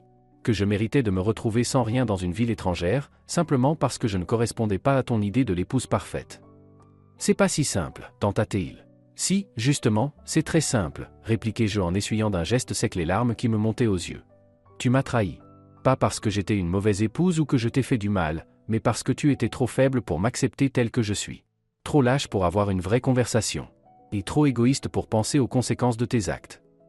David baissa la tête, silencieux. Charlotte me regardait avec un mélange d'étonnement et d'un respect à contre-cœur. Tu sais ce qui est le plus triste, repris-je d'une voix plus douce. C'est que je t'aimais. Vraiment. Même quand tu n'étais plus l'homme dont j'étais tombée amoureuse. Même quand tu étais devenu une ombre, j'étais là. Je te soutenais, je croyais en toi. Je fis une pause. Quelque chose en moi se détendait, se libérait. Mais maintenant, tout ça, c'est terminé, conclus-je avec assurance. Tu m'as libéré de cet amour. De cette loyauté. De ce devoir. Et pour ça, je te remercie presque. Un silence pesant tomba sur la pièce. David fixait toujours le sol. Charlotte, figée dans son fauteuil, ne bougeait plus. Christophe, jusque-là discret, posa doucement sa main sur mon épaule, me demandant sans un mot si je voulais partir. Mais j'avais encore quelque chose à régler. Je veux mon argent, dis-je à David. Tout ce que tu as retiré de mes comptes. Et mes papiers. Il soupira. Les papiers, je les ai, admit-il. Mais l'argent, il en reste plus beaucoup. Une partie est passée dans cette location, une autre. Donne ce que tu as, l'interrompit Christophe, pour la première fois. Le reste, tu le rendras par décision de justice. Et crois-moi, si ça va devant un tribunal, ça te coûtera bien plus cher. Pas seulement en argent. David lui lança un regard noir, mais ne répondit rien. Il quitta la pièce et revint avec mon passeport, quelques cartes bancaires et une liasse de billets. Il y a environ la moitié, dit-il en me tendant l'argent. Le reste. Vraiment, on l'a dépensé. Je pris mon passeport, mes cartes, comptai les billets. La somme correspondait à peu près à la moitié de ce qu'il avait pris. Vu les circonstances, c'était presque un miracle. Où sont mes affaires, demandai-je. Mes vêtements, mes produits, tout ce que vous avez pris dans ma valise. Dans la chambre d'amis, répondit Charlotte. Je vais te montrer. Elle me conduisit dans une petite pièce au bout du couloir. Sur le lit, ma valise était ouverte, toutes mes affaires y étaient rangées soigneusement. Comme s'ils n'avaient jamais eu l'intention de s'en débarrasser. Comme s'ils avaient juste emprunté mes affaires pour un temps. C'était tellement absurde, tellement en décalage avec tout le reste que je ne pus retenir un rire nerveux. « Qu'est-ce qui te fait rire » demanda froidement Charlotte. « Tout ça, répondis-je en désignant la pièce. Vous m'abandonnez, vous prenez mon argent, mes papiers, mes affaires.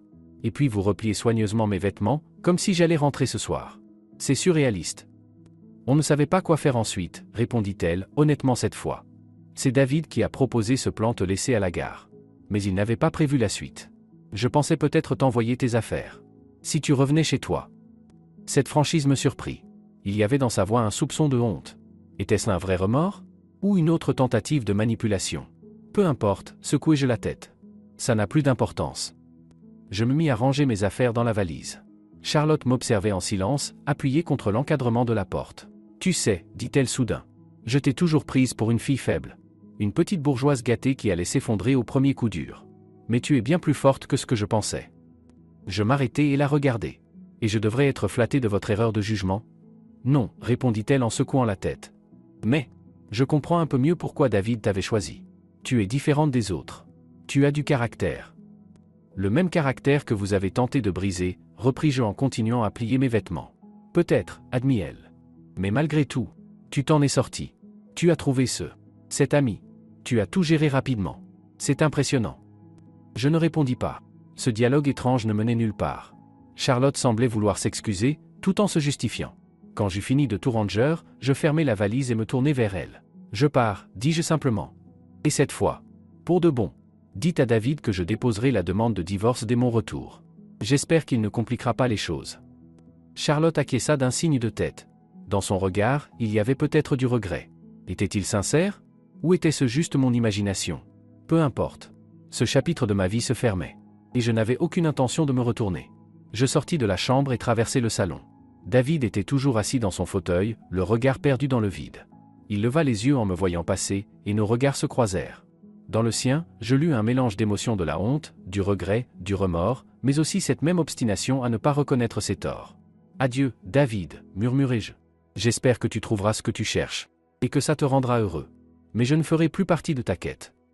Il voulut dire quelque chose, mais je m'étais déjà tourné vers la porte, où Christophe m'attendait.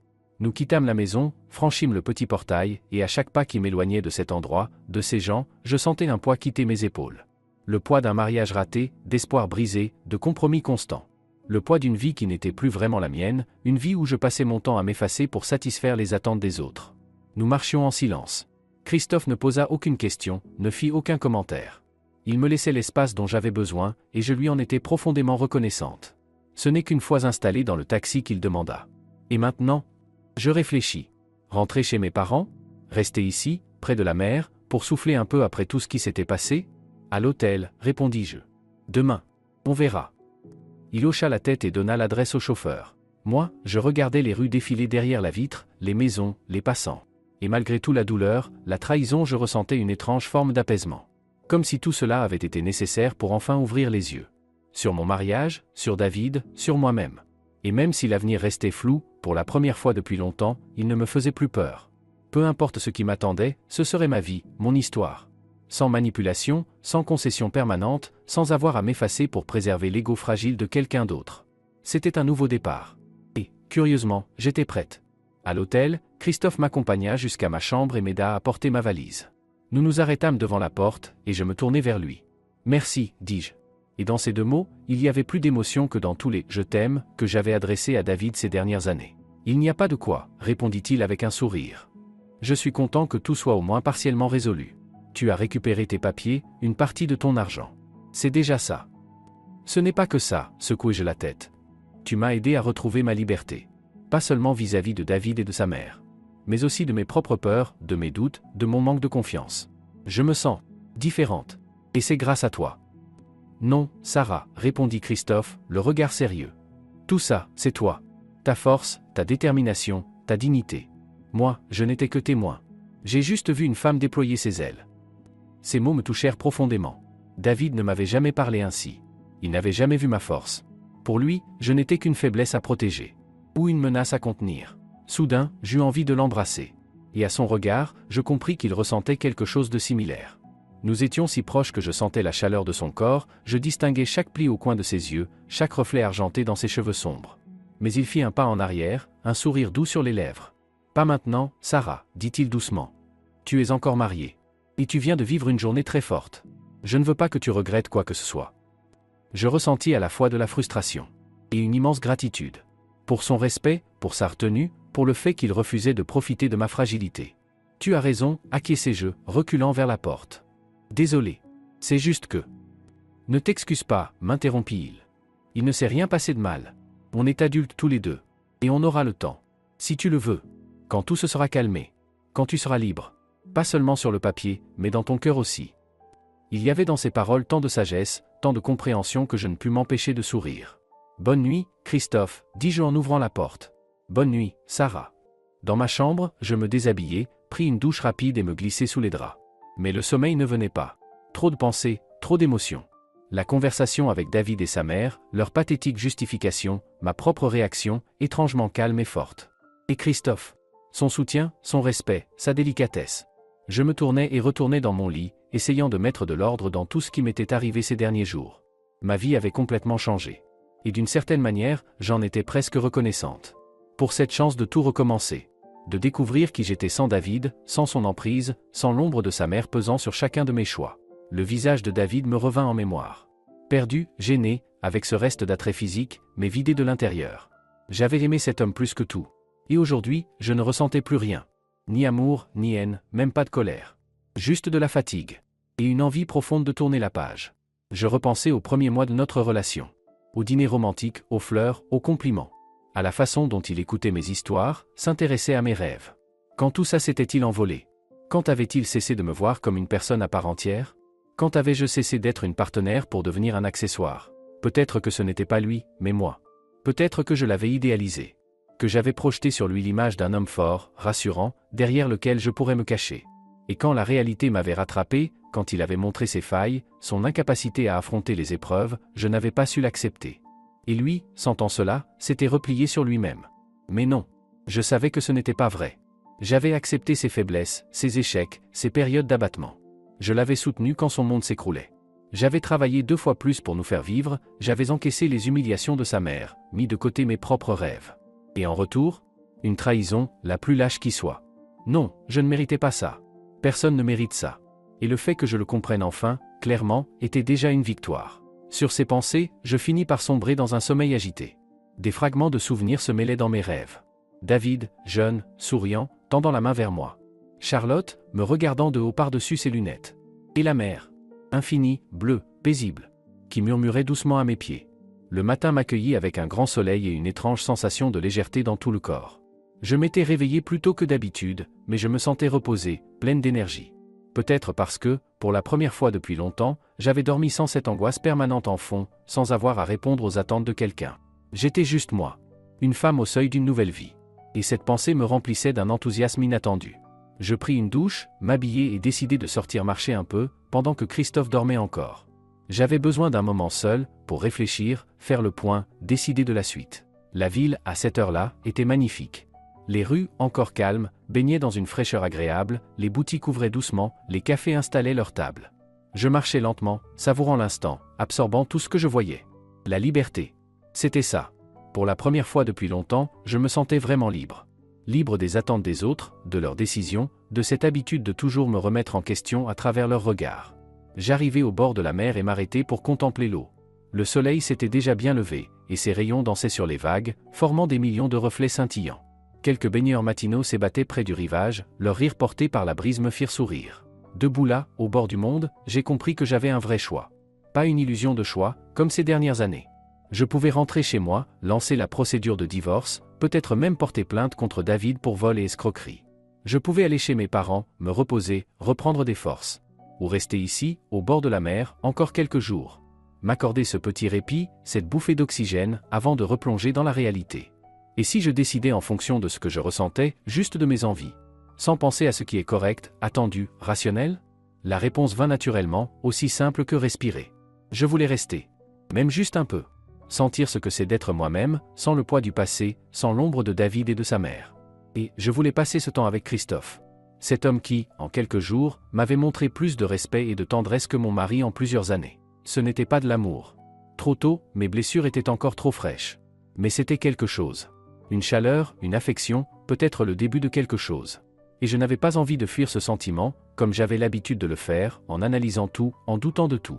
Forte de cette décision, je retournai à l'hôtel. Christophe m'attendait déjà dans le hall, visiblement inquiet de ne pas m'avoir trouvé. « Sarah » s'exclama-t-il en me voyant. « J'allais partir à ta recherche. »« Tout va bien. »« Mieux que bien, même, » répondis-je avec un sourire. « Je suis juste allé marcher un peu, réfléchir. Désolé de ne pas t'avoir prévenu. »« Ce n'est rien. Après tout ce que tu as vécu, je m'inquiétais un peu. » Son inquiétude me toucha. Pas envahissante, pas contrôlante comme celle de David, mais sincère, simple. « Christophe, dis-je, allant droit au but. J'ai réfléchi à notre situation. Et si ça ne te dérange pas, j'aimerais rester ici encore quelques jours. Ne pas rentrer tout de suite. Juste. Souffler, me retrouver. » Son visage s'éclaira. « J'y pensais justement, avoua-t-il. On est en congé tous les deux, il fait beau, la mer est là.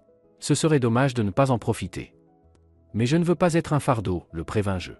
J'ai de l'argent maintenant, je peux payer mes dépenses. »« Ne dis pas de bêtises, dit-il en secouant la tête. Tu n'es pas un fardeau. Tu es la meilleure compagnie que j'ai eue depuis longtemps. » Ces mots, simples et sincères, me firent rougir. Je n'étais plus habitué aux compliments. Et ceux de David, quand il y en avait, étaient toujours teintés de reproches ou de comparaisons. Les paroles de Christophe étaient limpides, sans condition, sans attente. « Alors c'est décidé, souris-je. On reste. » « Pour combien de temps? Et toi, tu voudrais combien de temps ?» répondis-je, lui retournant la question. Je réfléchis. Mon congé durait 2 semaines. 5 jours étaient déjà passés. Il en restait donc 9. Devais-je rester tout ce temps? Cela ne serait-il pas trop intime? Trop proche d'un voyage romantique, ce que ce n'était pas du moins pas encore? Peut-être une semaine de plus, proposai-je. Ensuite, on rentre, et je m'occupe du divorce et du reste. Ça me semble parfait, approuva Christophe. Une semaine au bord de la mer, c'est exactement ce qu'il nous faut à tous les deux. Nous deux sonnait si juste, si naturel, que je ne pus m'empêcher de sourire. Oui, à nous deux. Moi épuisé par des années de tension et par une trahison brutale. Et lui fatigué par le travail, les responsabilités, la vie dans une nouvelle ville. Mais changeons d'hôtel, proposai-je. Trouvons quelque chose plus proche de la mer. Et un peu plus confortable. Excellente idée, approuva-t-il. J'ai vu quelques adresses en venant. On prend le petit déjeuner et on va visiter. On prit notre petit déjeuner dans un café tranquille près de l'hôtel, puis on passa quelques heures à visiter différentes options d'hébergement. Finalement, on choisit une petite maison d'hôte à 2 minutes de la plage. La propriétaire, une femme chaleureuse d'une 50aine d'années, nous proposa 2 chambres voisines à l'étage, avec balcon donnant sur la mer. Nous déménageâmes nos affaires, nous installâmes dans nos nouveaux espaces. Et partîmes à la plage. La journée était magnifique. Ensoleillée, mais pas trop chaude, avec une légère brise venant de la mer. La plage était bien remplie, mais sans que cela soit désagréable. On trouva un coin libre, on étala nos serviettes, et on se laissa aller au rituel classique des vacances. Baignade, bain de soleil, discussion légère et paresseuse. Christophe était un compagnon de conversation passionnant. Cultivé, curieux, mais sans ce snobisme que David affichait parfois au début de notre relation. Il pouvait parler de sujets sérieux politiques, économie, culture avec une simplicité et une clarté qui rendaient tout intéressant et accessible. Et surtout, il savait écouter. Vraiment écouter, pas juste attendre son tour pour parler. On parlait de livres, de films, de voyages. Et je découvrais avec surprise combien nos points de vue se rejoignaient. Pas toujours identiques, non, on se chamaillait parfois, surtout sur l'art contemporain ou la politique. Mais c'était un vrai échange, respectueux et équilibré, où mon opinion avait autant de valeur que la sienne. Au déjeuner, dans un petit café en bord de mer, la conversation devint plus personnelle. « Tu n'as jamais été marié ?» demandai-je, moi-même étonné de ma franchise. Christophe secoua la tête. « Si. Une fois, il y a longtemps. On est restés ensemble 3 ans. Puis, elle est partie. » Pour un autre, je n'arrivais pas à imaginer qu'on puisse volontairement quitter un homme comme lui. Non. Il eut un petit sourire triste. Elle m'a dit qu'elle avait besoin d'espace, de temps pour elle. Qu'elle ne savait même pas si elle m'aimait, ou si elle m'avait jamais aimé. Et qu'elle ne voulait pas qu'on gaspille nos vies dans une relation qui ne rendait heureux ni elle ni moi. Et comment t'as réagi ? Je ne pouvais m'empêcher de comparer avec la réaction de David à nos propres difficultés. Au début, ça m'a fait mal, admit-il en haussant les épaules. J'étais en colère, je ne comprenais pas. Pour moi, tout allait bien. Enfin, je ne voyais pas de gros problèmes. Et après, j'ai commencé à réfléchir, à analyser notre relation. Et j'ai compris qu'elle avait raison sur beaucoup de choses. On ne se rendait plus heureux. On vivait juste par habitude. Moi, absorbé par le travail. Elle, dans ses passions et ses doutes. On était devenus des colocataires, plus un couple.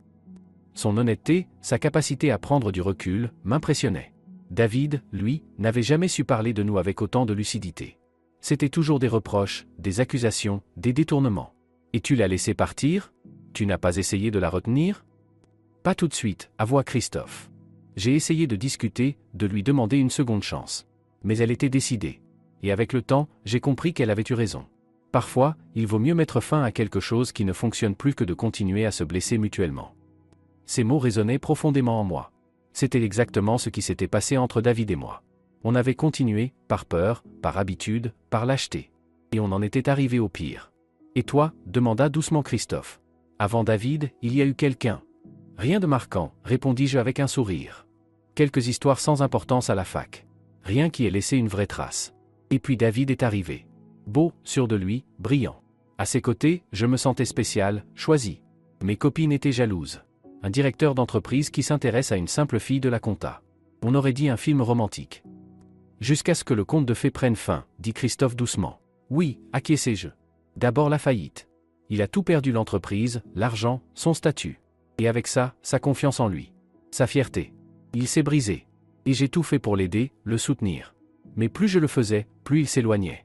Comme si ma présence soulignait son échec. Et sa mère est arrivée, compléta Christophe. Elle avait toujours été là, soufflai-je amèrement. Depuis notre mariage. Mais d'après l'effondrement de David, elle a pris le contrôle. Elle s'est installée dans notre vie, dans notre maison, dans notre couple. Et elle n'a jamais cessé de me faire comprendre que je n'étais pas digne de lui. Que j'étais la cause de tous ses malheurs. Que sans moi, il irait mieux. Et tu l'as cru ? Demanda-t-il doucement. Parfois, avouai-je. Dans les pires moments. Quand tout allait de travers, quand David explosait pour un rien, quand Charlotte me faisait encore une scène. Je me demandais, peut-être qu'ils ont raison ? Peut-être que je ne suis pas la femme qu'il lui faut ? Mais tu n'es pas parti. Non, soupirai-je. J'espérais encore. Je croyais qu'il changerait. Qu'il redeviendrait celui dont j'étais tombée amoureuse. Que l'amour suffirait à nous sauver. C'était naïf, hein ? Pas naïf, dit Christophe en secouant la tête. C'est humain. On s'accroche à ce qu'on connaît, même si ça fait mal. Parce que l'inconnu fait encore plus peur. Son regard, ses mots. Je me sentais comprise. Acceptée. Avec mes failles, mes erreurs, mes peurs. Et ça me faisait du bien. Après le déjeuner, on retourna sur la plage. On passa le reste de la journée à nager, bronzer, bavarder. Le soleil déclinait lentement vers l'horizon quand Christophe proposa. « Viens, on marche un peu au bord de l'eau. » La mer était calme, les vagues effleuraient doucement le sable. Le ciel passait peu à peu du bleu vif au rose tendre, créant une atmosphère presque magique. « Et si on entrait dans l'eau » dit soudain Christophe. « Là, tout de suite. »« Habillé » m'écriai-je en riant. « Pourquoi pas ? Les vêtements sécheront. Mais une baignade au coucher du soleil, c'est pas tous les jours qu'on a ça. » Il y avait dans ces mots une telle spontanéité, une telle joie de vivre, que je n'ai pas pu résister. On s'était lancé dans l'eau, tout habillé, en riant comme des gamins.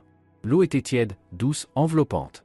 On nageait, on riait, on s'éclaboussait, oubliant les problèmes, les blessures, le passé. Juste deux adultes redevenus enfants l'espace d'un instant, retrouvant une insouciance qu'ils croyaient perdue. Quand on est sorti de l'eau, trempé mais heureux, j'ai réalisé que je ne m'étais pas senti aussi légère, aussi libre, depuis très longtemps. C'était comme si la mer avait emporté avec elle toutes mes pensées sombres, tous mes doutes, toute la douleur du passé. On est rentré à la maison d'hôtes, on s'est changé, puis on est allé dîner dans un petit resto sur la promenade. La soirée était douce, étoilée. On était installé sur une terrasse, on buvait du vin, on parlait, on riait. Et pour la première fois depuis longtemps, je me sentais juste. Heureuse. À un nouveau départ, dit Christophe en levant son verre. À un nouveau départ, répétai-je en trinquant avec lui. Dans ses yeux sombres, profonds, où se reflétaient les étoiles, je voyais la même chose que je ressentais, de l'émotion, de l'espoir, du désir. Mais aussi une retenue, un respect pour ma situation, pour cette histoire avec David qui n'était pas encore complètement terminée. On ne parlait pas de sentiments, on ne mettait pas de mots sur ce qui se passait entre nous. Mais on savait, on sentait quelque chose était en train de naître. Quelque chose de nouveau, de frais, plein de possibilités. Et c'était magnifique. Les jours suivants se fondirent en un long rêve heureux. Avec Christophe, on explorait la ville, on faisait des excursions, on se baignait, on bronzait, on dînait dans de petits restos au bord de l'eau. Chaque jour apportait de nouvelles découvertes, de nouvelles joies, de nouveaux moments de complicité. Pas de proximité physique, non. On respectait toujours cette limite qu'on avait établie sans même en parler. Mais sur le plan émotionnel, intellectuel, on se rapprochait. On parlait des heures. De livres, de films, de politique, d'art. On débattait, on s'accordait, on se surprenait mutuellement. Et plus les jours passaient, plus je réalisais à quel point cela m'avait manqué dans mon mariage avec David, cette égalité, ce respect mutuel pour nos idées, nos sentiments, nos centres d'intérêt. Peu à peu, je pensais de moins en moins à David, à sa trahison, à ces 7 années passées ensemble. Cette période glissait doucement vers l'arrière-plan, devenait moins importante, moins douloureuse. Pas oubliée, non. Juste. Reléguée au passé. Le présent, c'était Christophe. Son regard attentif, son sourire doux, sa confiance tranquille, si différente de l'arrogance fragile de David. Le présent, c'était la mer, le soleil, nos conversations, nos rires, nos balades silencieuses le long du rivage. Le présent, c'était moi. Une nouvelle moi, qui sortait enfin du cocon que je m'étais construite pendant toutes ces années de compromis. Un jour, on décida de partir en montagne. On avait réservé une excursion en jeep qui promettait de superbes vues sur la côte. Le ciel était clair, et depuis les sommets, la mer en contrebas semblait immense, d'un bleu profond, se confondant à l'horizon avec le ciel. On se tenait sur un point de vue, en silence, émerveillé par ce paysage, et j'ai ressenti le besoin irrépressible de partager ce que je portais en moi depuis plusieurs jours. Tu sais, commençai-je en fixant toujours la mer, je croyais que j'allais souffrir. À cause de la trahison de David, de l'échec de mon mariage, de tout ce qui s'est passé. Je m'attendais à pleurer, à me torturer avec des « pourquoi », des « comment ». Mais en fait, je ressens autre chose. Je me sens libre. Comme si on venait d'ouvrir une cage dans laquelle je m'étais enfermée toute seule. Christophe ne disait rien. Il me laissait parler. Et tu sais ce qui est le plus étrange, poursuivis-je. Je réalise que je n'ai jamais été vraiment heureuse avec lui. Même dans les bons moments. Ce que j'aimais, c'était l'image qu'on renvoyait, ce couple soi-disant parfait. Mais la vraie joie, celle qui te fait savourer chaque minute. Je ne crois pas l'avoir connue. Ou alors, c'était il y a si longtemps que je ne m'en souviens plus. Et maintenant, demanda-t-il doucement. Tu es heureuse maintenant ? Je me tournai vers lui. Son regard était ouvert, sincère, sans jugement ni arrière-pensée. Oui, répondis-je simplement. Malgré tout, malgré les circonstances. Ici, maintenant. Avec toi. Il sourit. Un sourire sans prétention, juste une douce joie, peut-être un soulagement. Moi aussi, dit-il. Et tu sais ce que j'ai le plus envie de faire là, tout de suite ? Dis-moi.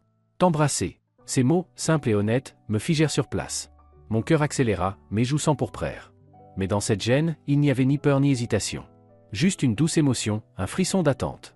Qu'est-ce qui t'en empêche ? Demandai-je, étonné moi-même par mon audace. Tu es encore marié, rappela-t-il. Officiellement. Et tu traverses encore une période difficile. Je ne veux pas précipiter les choses, je ne veux pas que tu regrettes. Je ne regretterai pas, dis-je d'un ton assuré. Mon mariage s'est terminé quand David m'a laissé seul à cette gare. Le reste, ce ne sont que des formalités. Christophe me regarda longuement, comme pour s'assurer que j'étais vraiment prête. Puis, lentement, me laissant le temps de reculer si je le voulais, il se pencha vers moi et m'embrassa. Ce fut un baiser doux, délicat. Pas passionné, pas pressé. Juste un geste tendre, un langage du cœur, une réponse silencieuse à tout ce qu'on avait vécu ces derniers jours. Et dans ce simple contact, il y avait plus d'intimité que dans toutes mes années passées avec David. Quand nos lèvres se séparèrent, je souriais. Je ne ressentais ni gêne, ni culpabilité, ni doute. Juste un sentiment profond que tout était à sa place. « Tu ne regrettes pas » murmura Christophe. « Pas une seconde » répondis-je avec sincérité. « Et toi ?»« Juste de ne pas l'avoir fait plus tôt » dit-il en souriant. Et dans son regard, je vis une tendresse si sincère que mon cœur en fit une pirouette. On passa toute la journée en montagne, profitant de la vue, de l'air pur, de notre complicité. Après ce baiser, quelque chose avait changé entre nous. Une nouvelle connexion, un niveau plus profond de proximité. On se tenait la main, on s'enlaçait, on échangeait des baisers légers, tendres. Mais on ne se précipitait pas. On laissait les choses venir naturellement.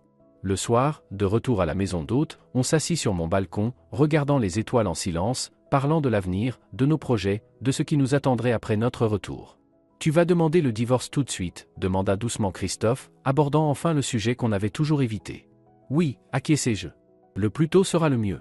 Je ne vois pas l'intérêt d'attendre. » « Et pour l'argent que David te doit encore ?» Je pris un moment pour réfléchir.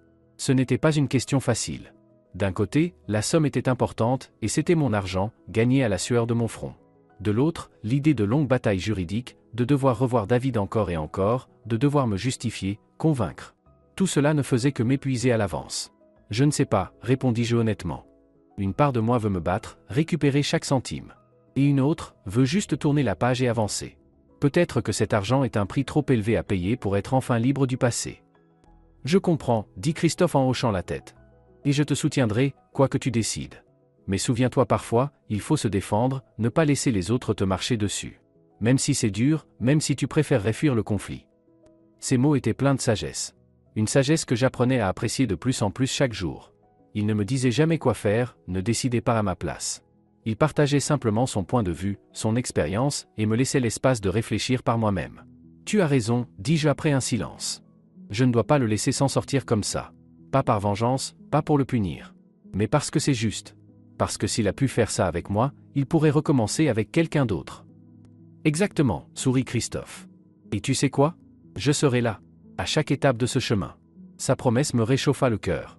Pas parce que j'avais besoin d'un sauveur ou d'un protecteur. Mais parce que c'était bon de savoir que je n'étais pas seul. Qu'il y avait quelqu'un qui croyait en moi, qui me soutenait, qui voulait simplement être là. Juste pour être là. On est resté sur le balcon jusque tard dans la nuit, à parler, à rêver, à faire des projets. Et quand Christophe est finalement retourné dans sa chambre, je n'ai pas ressenti cette solitude qui m'avait suivi pendant toutes ces années, même lorsque j'étais encore avec David. J'ai ressenti la paix, la satisfaction, et une étrange certitude que tout allait bien se passer. Que malgré les épreuves à venir, j'étais enfin sur la bonne voie. La mienne. Les derniers jours de nos vacances furent comme un rêve. On visita la ville et les environs, on se baignait, on bronzait, on allait au musée, on goûtait à la cuisine locale dans de petits restaurants. On parlait. De longues conversations profondes où l'on se livrait, partageant nos pensées, nos émotions, nos rêves. Et chaque jour, on se rapprochait. Doucement, sans précipitation, en laissant cette intimité grandir naturellement. David ne chercha plus à me recontacter, et je lui en étais reconnaissante. Je n'étais pas prête à le revoir, à parler. J'avais besoin de ce temps, un temps pour moi, pour guérir, pour comprendre ce que je voulais vraiment de ma vie. Le dernier soir avant notre départ, on décida de se faire un dîner spécial. On trouva un petit restaurant perché sur une falaise, avec une terrasse donnant sur la mer. On commanda les meilleurs plats, on ouvrit une bonne bouteille de vin. C'était notre petite célébration, la fin d'un chapitre, et le début d'un autre. À nous, dit Christophe en levant son verre. À ce qui a été, et à ce qui viendra. À nous, répétai-je, et nos verres se touchèrent. La lueur des bougies se reflétait dans ses yeux, les rendant encore plus profonds, plus expressifs. Il était beau, pas d'une beauté tape à accent grave l'œil comme celle de David, mais d'une beauté plus vraie, plus intérieure. Celle qui vient de l'âme, du caractère. « À quoi tu penses ?» demanda-t-il en remarquant mon regard. « À quel point la vie est étrange ?» répondis-je en souriant. Il y a 2 semaines à peine, je pensais que mon mariage, même s'il n'était pas parfait, était au moins stable. Prévisible. Je pensais que je finirais mes jours avec David, par habitude. Et maintenant, tout a changé. Je suis ici, avec toi, et je me sens vivante. Vrai. Moi-même. Parfois, il nous faut un choc pour sortir de notre zone de confort, dit-il pensivement. Même si cette zone n'est pas vraiment confortable, juste familière. Un mal connu paraît toujours moins effrayant que l'inconnu. Exactement, acquiesçai-je, frappé par la justesse de ces mots. C'est ce que j'ai ressenti pendant toutes ces années. J'avais plus peur de l'inconnu que de la douleur quotidienne. Et maintenant, tu as encore peur ? Je réfléchis. Ce sentiment de peur, qui avait guidé tant de mes décisions, était-il encore là ? Est-ce que je craignais ce futur sans David, sans tout ce que je croyais être ma vie ? Non, dis-je franchement. Je n'ai plus peur. Je suis un peu anxieuse, oui, pour le divorce, le partage des biens, la réaction des gens autour. Mais l'avenir lui-même, la vie sans lui, non, ça ne me fait plus peur. Au contraire, pour la première fois depuis longtemps, j'ai hâte. Je suis curieuse. J'ai envie de voir ce qui m'attend. C'est bon signe, sourit Christophe. Ça veut dire que tu es prête. Prête à avancer. Prête pour un nouveau chapitre. Je suis prête, confirmai-je. Et tu sais, j'aimerais que tu fasses partie de ce nouveau chapitre.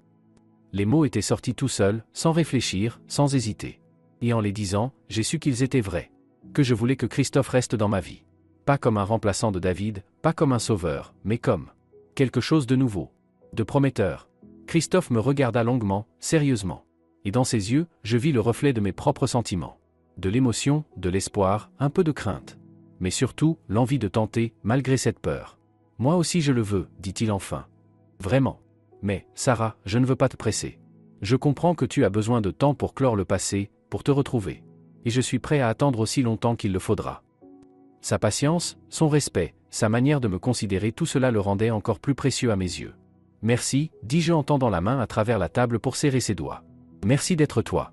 Merci d'être là, maintenant, au moment où j'en avais le plus besoin. Le reste du dîner se déroula dans une atmosphère douce, joyeuse. On parla de l'avenir, de nos projets après le retour, du travail, des voyages qu'on aimerait faire ensemble. Ce n'étaient pas des promesses, juste des rêves, des possibilités qu'on avait envie de vivre. Un jour. Peut-être bientôt. Quand on est rentré à la maison d'hôte, il était tard. On s'est arrêté devant la porte de ma chambre, et je n'avais pas envie que la soirée se termine. Pas envie de lui dire au revoir, même sachant qu'on se verrait demain matin, qu'on rentrerait ensemble, que ce n'était pas la fin. Reste, dis-je doucement en ouvrant la porte. Juste, reste avec moi. Je ne veux pas être seul cette dernière nuit ici. Christophe hésita un instant, et je comprenais ses doutes. Il ne voulait pas que je prenne une décision que je pourrais regretter. Il ne voulait pas que notre proximité soit le résultat d'une fragilité émotionnelle plutôt qu'un choix conscient. On va juste parler, ajoutai-je en souriant. Promis, je ne vais pas te séduire. Pas ce soir. Son visage se détendit, et il éclata de rire. Dans ce cas, comment pourrais-je dire non ? Nous entrâmes dans la chambre, et j'allumai une petite lampe de chevet qui diffusait une lumière douce et tamisée.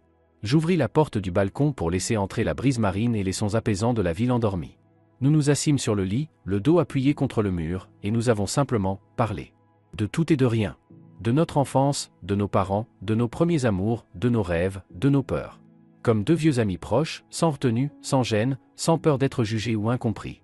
À un moment donné, je posai ma tête sur son épaule, et il m'entoura de son bras, avec douceur, avec tendresse. On est resté ainsi, à écouter le bruit des vagues, à ressentir la chaleur de l'autre. Et j'ai eu cette sensation étrange mais merveilleuse que j'avais enfin trouvé ce que je cherchais depuis toujours. Pas une passion dévorante, ni des gestes romantiques, ni la sécurité d'un statut ou d'une situation financière. Juste. Une vraie compréhension. Le sentiment que la personne à côté de toi te voit vraiment pas une image idéalisée, pas une projection de ses propres désirs mais toi, avec tes défauts, tes failles, tes bizarreries. Et t'aime quand même. Totalement. Sans condition. Je ne me souviens plus du moment exact où on s'est endormi. La conversation est devenue plus lente, les silences plus longs, et peu à peu, on s'est laissé glisser dans le sommeil, toujours dans les bras l'un de l'autre, sans s'éloigner. Ce n'était pas une nuit de passion entre nouveaux amants. C'était quelque chose de bien plus intime, plus profond. Du calme partagé, de la confiance, une vulnérabilité offerte et accueillie. Le matin nous accueillit avec un soleil éclatant et le bruit régulier de la mer. Je me réveillai la première et restai quelques minutes à le regarder dormir. Son visage endormi paraissait plus jeune, plus fragile. Les rides au coin des yeux, les mèches grisonnantes. J'observais chaque détail, comme pour les graver à jamais dans ma mémoire. Il ouvrit les yeux et sourit en me découvrant à ses côtés. « Bonjour » murmura-t-il d'une voix encore ensommeillée. « Tu es réveillé depuis longtemps ?» À peine, mentis-je, sans oser lui dire que je l'avais simplement contemplé un moment. « Tu as bien dormi ?»« Mieux que jamais » répondit-il en me tirant contre lui pour m'embrasser sur le front. « Mais maintenant je me demande comment je vais faire pour dormir seul, après ça. » Qui t'a dit que tu devrais, répondis-je avec un sourire, moi-même surprise par mon audace. Ses yeux s'écarquillèrent un instant, puis il éclata de rire. Un rire sincère, joyeux, contagieux. Et je ne pus m'empêcher de rire avec lui. À ce moment-là, nous étions simplement heureux. Heureux d'être ensemble, heureux d'être vivants, heureux d'avoir cette chance, recommencer. On prit le petit déjeuner, on fit nos valises, on régla la chambre, puis on se dirigea vers la gare. On avait choisi de rentrer en train le même trajet qui m'avait mené ici 2 semaines plus tôt, mais cette fois, avec un cœur différent, une autre personne à mes côtés, et d'autres attentes pour l'avenir. Installé dans notre compartiment, Christophe avait insisté pour prendre des billets en première classe. Malgré mes protestations, je regardais défiler le paysage par la fenêtre, et je repensais à la manière étrange dont la vie évolue. Il y a 2 semaines, je prenais ce même train en sens inverse, avec un homme que je croyais être mon destin, mon pilier. Un homme qui m'avait trahi de la manière la plus lâche qui soit. Et maintenant, je rentrais chez moi avec quelqu'un que je connaissais à peine il y a 2 semaines, mais qui, en si peu de temps, avait fait bien plus pour moi, m'avait montré plus de respect, de tendresse, d'amour que mon mari en plusieurs années de mariage. « À quoi tu penses » demanda Christophe en s'asseyant à côté de moi. « À la vie » répondis-je avec un sourire. « À ces tournants inattendus. Au fait que ce qu'on croit être la fin peut en réalité être un début. »« Tu es d'humeur philosophique » dit-il en souriant. « Mais je comprends. Ces 2 dernières semaines ont été intenses, dans le bon et le mauvais sens. »« C'est sûr, acquiesçai-je. Et tu sais ce qui est fou ? Je ressens presque de la gratitude envers David. Sans sa trahison, je serais sans doute encore en train de vivre cette vie suspendue. Pas heureuse, mais pas assez malheureuse pour tout changer. Parfois, il nous faut un électrochoc, dit Christophe, pensif. Pour enfin voir ce qui était devant nous depuis le début, mais qu'on refusait de voir. Exactement, soufflai-je en posant ma tête sur son épaule, sentant la chaleur de son corps, son soutien. Et maintenant, tout me semble tellement clair. Le train avançait à un rythme régulier, nous emmenant vers la maison, vers une nouvelle vie, de nouveaux défis. Mais j'étais prête. Parce que je n'étais plus seule. Parce que je commençais enfin à comprendre qui j'étais et ce que je voulais. Et parce qu'à mes côtés se trouvait quelqu'un qui me voyait tel que j'étais et m'acceptait entièrement. Sans vouloir me changer, sans chercher à m'adapter à ses attentes. C'était un nouveau départ. Et j'étais prête. De tout mon cœur, de toute mon âme. Le train arriva à notre gare aux premières heures du matin.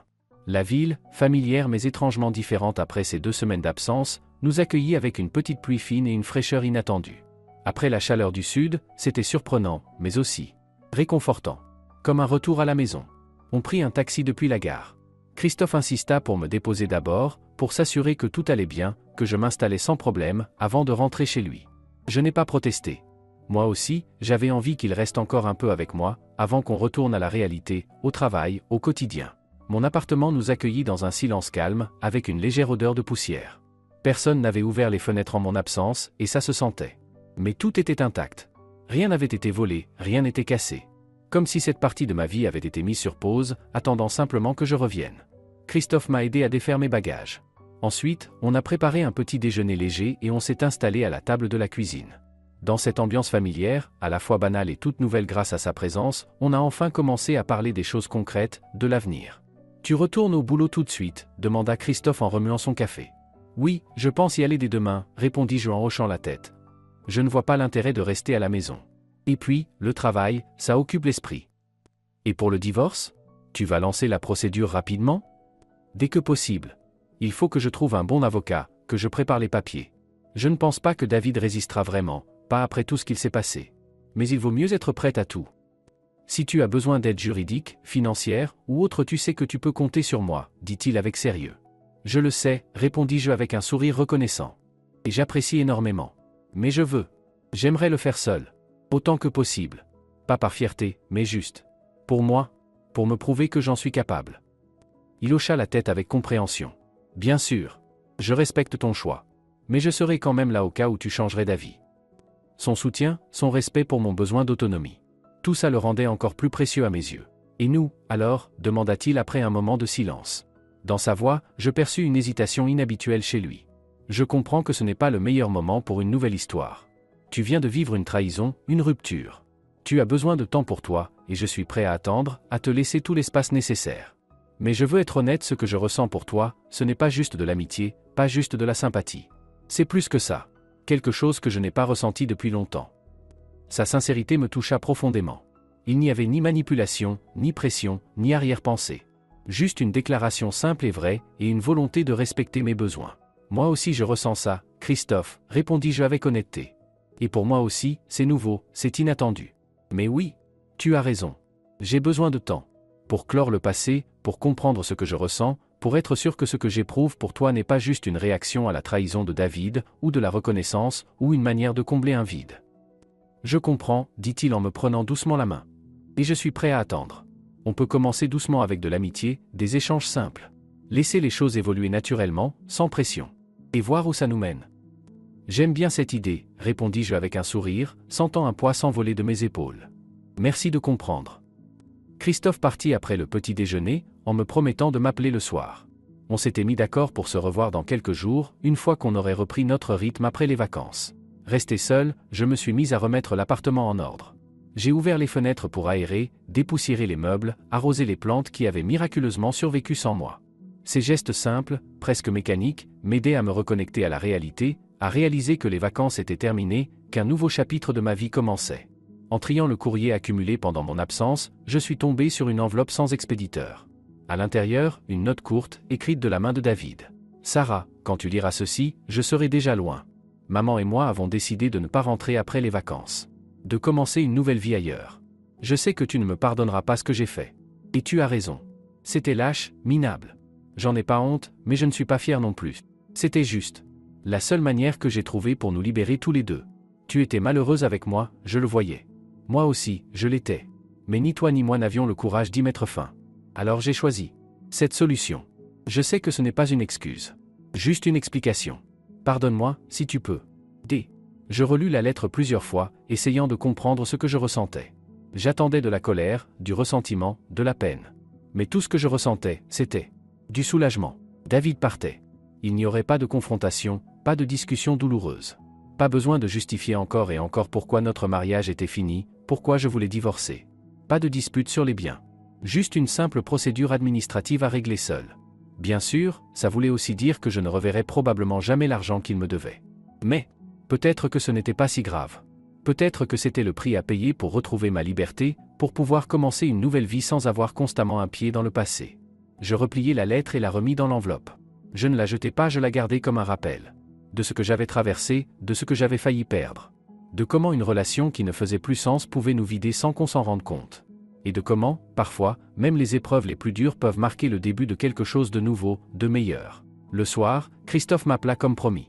On parla longtemps de notre journée de reprise, de nos projets pour les jours à venir, du travail qui nous attendait. Je lui racontai la lettre de David, et ce que j'avais ressenti en la lisant. « Ça ne te semble pas bizarre, de ne pas lui en vouloir ?» me demanda Christophe. « Après tout ce qu'il t'a fait ?»« Un peu, avouai-je. Mais en même temps, je le comprends.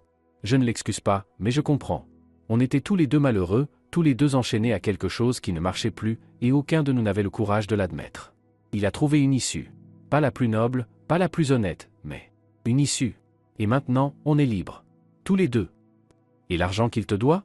Tu vas vraiment laisser tomber? » Je poussai un soupir. Sans doute, oui. Je pourrais passer des années à courir après cette somme. Engager des avocats, aller au tribunal, y laisser mon énergie, mon temps, mes nerfs. Ou alors je peux juste lâcher prise. Accepter que c'est le prix de ma liberté, le prix pour tourner la page. Et je penche vers cette option. « Tu es une femme incroyable, Sarah, » dit Christophe d'une voix pleine d'admiration. « Je ne suis pas sûr que j'aurais pu être aussi noble à ta place. »« Ce n'est pas une question de noblesse, » répondis-je. « C'est juste du bon sens. De savoir ce qui compte vraiment. L'argent ou la paix intérieure. Et moi, je choisis la paix. Je choisis d'avancer, sans me retourner. » Nous avons parlé jusqu'à tard dans la nuit, et quand on s'est enfin souhaité bonne nuit, j'ai ressenti une étrange sérénité. Malgré tous les bouleversements, tous les changements, toutes les incertitudes de l'avenir, j'étais calme. Comme si j'avais enfin trouvé ma place, mon chemin, mon moi. Les mois suivants ont été pleins de démarches et de nouvelles habitudes. J'ai entamé la procédure de divorce, j'ai commencé à reconstruire ma vie, à retrouver mon indépendance. Ce n'était pas facile. Il y avait des jours où je me sentais perdu, seul, où je doutais de mes choix. Mais il y avait aussi beaucoup de positifs, de nouvelles découvertes, de nouvelles opportunités, de nouvelles émotions. Christophe était là, comme promis. Il ne s'imposait pas, ne précipitait rien, il était juste, présent. Il me soutenait, m'aidait quand je le demandais, s'effaçait quand il sentait que j'avais besoin d'air. Notre relation évoluait lentement, naturellement, sans pression ni retenue. On apprenait à se connaître, on testait nos sentiments à travers le quotidien, les situations concrètes. Et plus je le découvrais, plus je réalisais que ce n'était pas juste une réaction à la trahison de David, ni de la reconnaissance, ni une simple transition. C'était quelque chose de réel. Quelque chose qui grandissait de l'intérieur, ancré dans une compréhension profonde, un respect sincère, une véritable affection. David, comme il l'avait écrit dans sa lettre, n'était jamais revenu. Tout avait été réglé par son avocat. Pas de réclamation, pas de conflit, juste la fin officielle d'un mariage qui n'existait déjà plus depuis longtemps. Le jour où j'ai reçu l'acte de divorce, j'ai ressenti une émotion étrange. Ni de la joie, ni du soulagement, même pas de la tristesse. Juste la reconnaissance d'un fait devenu réalité depuis longtemps. J'ai appelé Christophe pour lui annoncer. « Félicitations », dit-il chaleureusement. « Comment tu te sens ?»« C'est bizarre », répondis-je honnêtement. Comme si une porte que je gardais entr'ouverte s'était enfin refermée. Ce n'est pas triste, ni joyeux. C'est juste différent. « Je comprends », dit-il avec compassion. « Tu veux que je vienne ? Ou tu préfères être seul ce soir ?» Je me suis posé la question. Est-ce que j'avais envie d'être seul pour réfléchir à cette étape importante de ma vie ? Ou de la partager avec celui qui était devenu si important pour moi ? Viens, décidai-je. J'ai envie de passer cette soirée avec toi. Il est arrivé 1 heure plus tard avec une bouteille de champagne et un bouquet de mes fleurs préférées, des marguerites sauvages, que j'avais mentionné un jour en parlant de mon enfance insouciante à la campagne chez ma grand-mère. À la liberté, dit-il en levant son verre. Au nouveau départ, ajoutai-je, et nous avons trinqué. La soirée s'est déroulée en douceur, remplie de discussions, de projets, de rêves. Et quand Christophe s'est levé pour partir, j'ai compris que je ne voulais pas qu'il parte. Pas ce soir, pas cette nuit. Peut-être plus jamais. Reste, dis-je, alors qu'il était déjà à la porte. Si tu veux, bien sûr. Il me regarda longuement, intensément, comme s'il cherchait une réponse dans mes yeux. Puis il hocha lentement la tête. Je veux, dit-il simplement. Vraiment. La nuit qui suivit fut une révélation. Une découverte de ce que peut être l'intimité entre deux personnes qui se voient réellement, qui se respectent, qui s'estiment. Ce n'était pas juste du désir, pas simplement un besoin physique, c'était une rencontre d'âme, de cœur, de corps qui s'accordaient, qui résonnaient. Au matin, blotti dans ses bras, écoutant sa respiration tranquille, je pensais à la vie, à sa manière étrange de tourner. Comment ce qu'on croit être la fin peut devenir un commencement. Comment ce qui ressemble à une catastrophe peut mener au plus grand bonheur. Quand David et sa mère m'ont abandonné à la gare, emportant toutes mes affaires, j'ai cru que ma vie était finie, que je ne me relèverais jamais de cette trahison, que je ne pourrais plus jamais faire confiance, aimer, être heureuse. Mais en réalité, c'était ma libération. Le moment où j'ai enfin eu la chance de découvrir qui j'étais sans David, sans son influence, sans sa mère, sans l'attention permanente de notre couple. Et qu'ai-je découvert ? Que j'étais plus forte que je ne le croyais. Que je pouvais affronter les difficultés, me défendre, recommencer à zéro s'il le fallait. Et qu'il existe des gens capables de voir cette force en moi, de la valoriser, de la respecter. Des gens qui ne cherchent pas à me changer, à me plier à leurs attentes, mais qui m'aiment tel que je suis. Christophe s'est réveillé, ouvrit les yeux et sourit en me voyant le regarder. « Bonjour », dit-il d'une voix encore endormie. « Bien dormi ?» ?»« Parfaitement », répondis-je, et c'était la pure vérité. Pour la première fois depuis des années, j'avais dormi paisiblement, sans rêve troublant, sans tension, sans peur du lendemain. « Et toi ? » Mieux que jamais, dit-il en m'attirant contre lui et en m'embrassant tendrement. Pas de précipitation, juste cette délicatesse particulière qui rendait chacun de ses gestes uniques. Et tu sais, je pourrais m'habituer à me réveiller comme ça tous les matins. Moi aussi, avouai-je. Et c'était l'aveu le plus sincère que j'ai jamais fait. Ce coup de fil désespéré que j'avais passé de la gare, cet appel unique qui avait tout changé. Qui aurait cru qu'il me mènerait ici, à ce moment, à cet homme, à ce bonheur immense et profond. La vie est vraiment pleine de surprises. Elles ne sont pas toujours agréables, ni comme on les imagine. Mais parfois elles sont exactement ce dont on avait besoin. Même si, au départ, elles ressemblent à la fin du monde. Parce que parfois, une fin n'est qu'un nouveau début. Un début plus beau, plus vrai, plus juste. Et j'étais prête pour ce début. Plus que prête. 1 an plus tard, Christophe et moi étions sur cette même plage où nous avions passé nos premières vacances ensemble. Le soleil se couchait à l'horizon, teintant le ciel et la mer de rose et d'or. Ce n'était pas un hasard si nous étions revenus ici, c'était une sorte de pèlerinage, un retour au point de départ, à l'endroit où tout avait changé. Beaucoup de choses avaient changé en 1 an. J'avais définitivement rompu avec mon passé, vendu l'appartement que David et moi avions loué, quitté mon ancien boulot pour un poste plus stimulant et prometteur. Je n'avais plus eu aucune nouvelle de David ni de sa mère. Il s'était comme volatilisé, devenu de simples souvenirs, une page tournée dans le livre de ma vie. Pas oublié, mais refermé. Christophe aussi avait changé des choses dans sa vie. Il avait accepté un nouveau poste, qui lui laissait plus de temps libre avec moi, et il s'était lancé dans l'écriture d'un livre, un mélange de mémoire et de réflexion philosophique sur la vie, ses détours imprévus, et cette capacité qu'a l'être humain de se transformer, de grandir, de se retrouver, même dans les moments les plus durs. Et nous étions ensemble. Pas juste en colocation ou dans une routine à deux. Nous étions vraiment ensemble. Un vrai couple. On se soutenait dans les moments difficiles, on se réjouissait des réussites de l'autre, on respectait les besoins d'espace et de temps, mais on formait un tout. Une équipe, un duo dans le sens le plus beau et le plus complet du terme. « À quoi tu penses » demanda Christophe en remarquant mon regard perdu dans le vague. « À tout ce qui a changé en un an » répondis-je en fixant le coucher du soleil. « À la façon dont j'ai changé.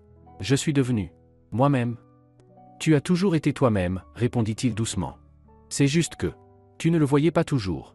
Tu ne pouvais pas toujours l'exprimer. » Son regard lucide sur les choses, sa capacité à aller au fond sans s'arrêter aux apparences, continuait de m'émerveiller, même après un an de vie commune. « Tu sais » dis-je après un moment de silence.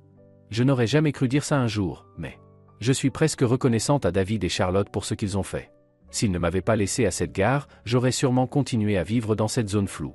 Pas vraiment malheureuse, mais pas heureuse non plus. Pas morte, mais pas vivante. Juste, en mode survie. Parfois, il nous faut un électrochoc, dit Christophe, reprenant une phrase qu'il m'avait souvent dite au début. Pour voir ce qui était là, juste sous nos yeux, depuis toujours. C'est exactement ça, dis-je en lui prenant la main. Et je suis heureuse que ce soit arrivé. Heureuse d'avoir trouvé la force de tenir bon, de ne pas sombrer. Heureuse d'avoir passé ce coup de fil. Moi aussi, dit-il en serrant ma main. Et tu sais, à ce moment-là, quand tu m'as appelé, j'ai su que c'était quelque chose d'important. Quelque chose de décisif. Je ne sais pas pourquoi. Je l'ai juste senti. Tu ne m'avais jamais raconté ça, dis-je, surprise par son aveu. Je ne voulais pas avoir l'air trop sentimental, répondit-il en souriant timidement. Ou te faire peur avec des histoires de destin, d'âme sœur et tout le tralala. Mais maintenant, un an plus tard, ici, là où tout a commencé, je crois que je peux le dire. Dans ses yeux, il y avait tellement de chaleur, tellement d'amour, que j'en avais le souffle coupé. Cet homme, qui était entré dans ma vie au moment le plus sombre, qui ne s'était pas contenté de me soutenir mais m'avait aidé à renaître. Il m'aimait. Pas pour ce que je représentais, pas sous condition, mais simplement. Il m'aimait. Et moi aussi, je l'aimais. D'un amour bien plus vrai, plus profond que tout ce que j'avais pu ressentir pour David, même dans les meilleurs moments de notre mariage. Je crois que le moment est venu, dit Christophe, et sa voix avait un ton nouveau, une intensité que je n'avais encore jamais entendue. Il mit un genou à terre, là, sur le sable, sortant une petite boîte en velours de sa poche. Le soleil, à moitié déjà avalé par l'horizon, enveloppait sa silhouette d'une lumière dorée, presque magique. « Sarah, dit-il, la voix un peu tremblante. Cette année a été la plus belle de ma vie. Tu es entrée dans mon monde si soudainement. Et tu as tout changé. Tu m'as montré ce qu'est la vraie intimité, la vraie compréhension, le véritable amour. Je ne peux pas te promettre qu'on n'aura jamais de problème ou de dispute. La vie est bien trop imprévisible. Mais je peux te promettre que je serai toujours là. Toujours pour te soutenir, te respecter, t'aimer pour ce que tu es. Alors, je te le demande. Veux-tu m'épouser ? » Il ouvrit la boîte. À l'intérieur brillait une bague. Rien de clinquant, rien de luxueux. Juste une bague en argent toute simple, ornée d'un petit saphir, exactement de la couleur de la mer devant nous. Je le regardais, puis la bague, et j'ai senti les larmes me monter aux yeux. Pas de tristesse. Ni de doute. Juste. Une vague d'émotion pure, un bonheur si fort qu'il me submergeait. J'étais aimé. Profondément. Et j'étais chez moi. Pas dans un lieu, mais dans un sentiment, un état d'âme. Cet endroit intérieur où tout a du sens, où tout s'aligne. Oui, dis-je simplement, et mon cœur chantait de joie, de certitude, de paix. Oui, Christophe, je veux t'épouser. Il glissa la bague à mon doigt, elle m'allait parfaitement, comme si elle avait toujours été là. Puis il se releva et m'embrassa. Et dans ce baiser, il y avait tout, une promesse d'avenir, la douceur du présent, l'acceptation du passé avec ses leçons, ses douleurs et ses cadeaux. Le soleil avait complètement disparu derrière l'horizon, mais je ne sentais aucun froid. En moi, il y avait une chaleur que rien ne pouvait éteindre. La chaleur de l'amour, de l'acceptation, du foyer. Cette chaleur que j'avais cherchée toute ma vie. Et que j'avais enfin trouvée. Pas dans une maison, pas dans une situation, pas dans les regards extérieurs. Mais dans cet homme, dans ce lien, dans moi-même. Cet appel, ce seul appel lancé dans le désespoir depuis une gare inconnue, avait tout changé. Il m'avait mené à ma vraie maison, à mon vrai bonheur, à mon vrai moi. Et pour tout ça j'étais reconnaissante. À tous, à tout. Même à ceux qui m'avaient blessé, car au final, ils avaient ouvert la porte vers cette lumière. Car parfois, les moments les plus sombres de notre vie mènent à la lumière la plus éclatante. Si l'on a le courage d'avancer, sans abandonner, sans perdre espoir. Et j'avais eu ce courage. La force. La foi. En moi, en la vie, en l'idée que je méritais d'être heureuse. Vraiment heureuse. Profondément. Totalement.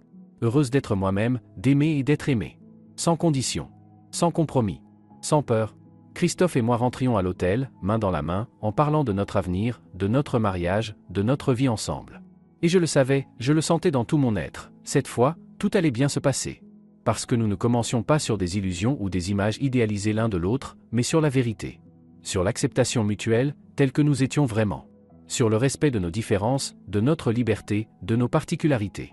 Ce jour-là, ce moment sur la plage, c'était mon vrai commencement. Le début d'une vie que j'avais choisie moi-même. Que j'avais construite moi-même. Que je vivais pleinement, sans me soucier des attentes des autres, de leurs normes, de leurs idées sur ce que je devrais être. Et c'était magnifique. Notre mariage fut simple, mais chaleureux.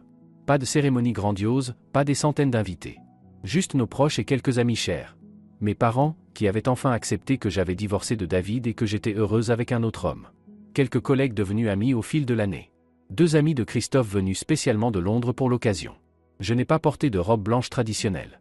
J'ai choisi un tailleur élégant, bleu clair la couleur de la mer, si importante dans notre histoire. Christophe portait un costume classique, avec une cravate vive, seul clin d'œil à la tradition, sur lequel il avait insisté. La cérémonie s'est déroulée dans un parc, en plein air.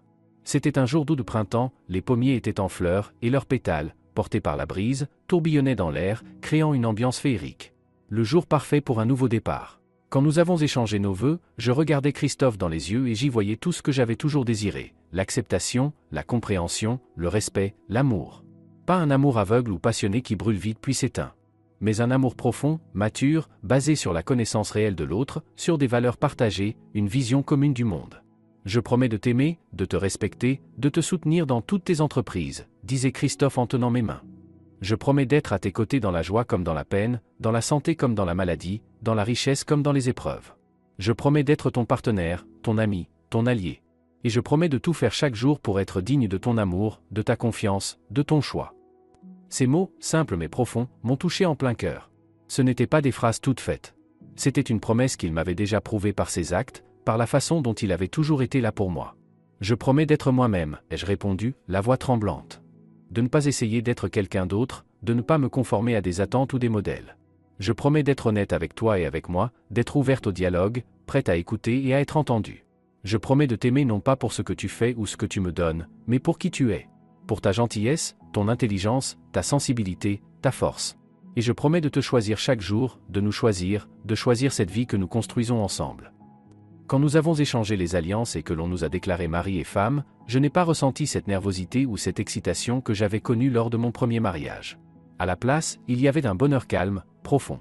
La certitude d'avoir fait le bon choix. Et une immense gratitude. Pour cette seconde chance, pour cette nouvelle opportunité d'aimer, vraiment. Au petit banquet qui suivit, mon père, un homme discret mais sage, prononça un toast que je n'oublierai jamais. À de nouveaux commencements, dit-il en levant son verre. À la force de reconnaître quand quelque chose ne fonctionne pas, et au courage de repartir. À l'art de tirer les leçons du passé, sans le laisser dicter l'avenir. Et à l'amour. Le vrai, le profond, l'adulte. Celui qui n'aveugle pas, mais qui ouvre les yeux.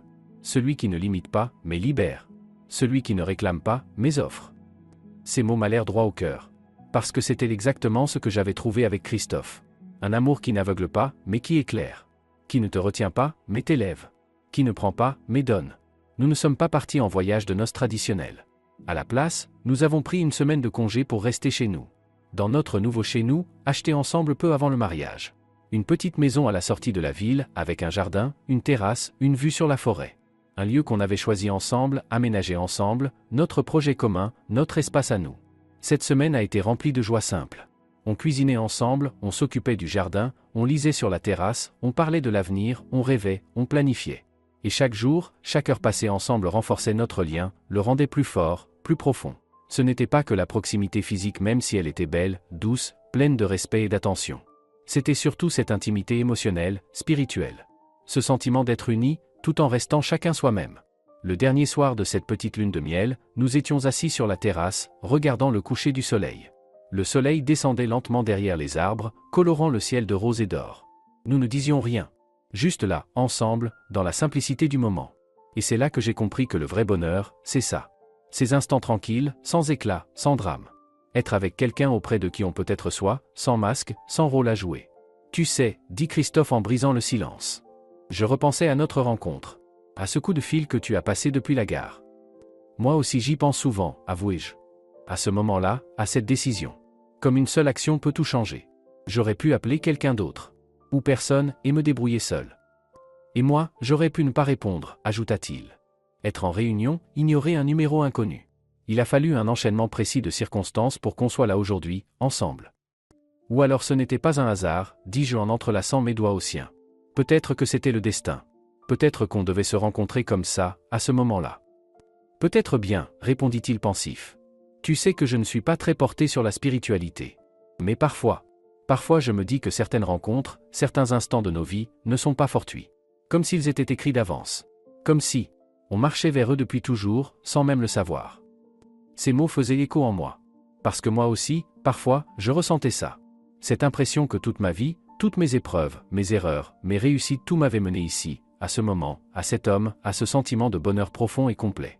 Peut-être que même ce qui s'est passé avec David, dis-je en réfléchissant. Peut-être que c'était nécessaire. Pour que je comprenne enfin ce que je vaux, ce que je mérite. Pour que j'arrête de m'accrocher à une relation qui ne me rendait plus heureuse depuis longtemps. Pour que tu te libères et que tu te retrouves, ajouta Christophe. Et que tu me trouves. Et que je te trouve, répondis-je en souriant, envahi par une chaleur douce et rassurante. On resta dehors jusque tard dans la nuit, à parler, à rêver, à imaginer notre avenir. Et quand on rentra enfin dans la maison, je me sentais entière, complète. Comme si le dernier morceau manquant de ma vie venait enfin de se mettre en place, révélant l'image entière. Et elle était belle.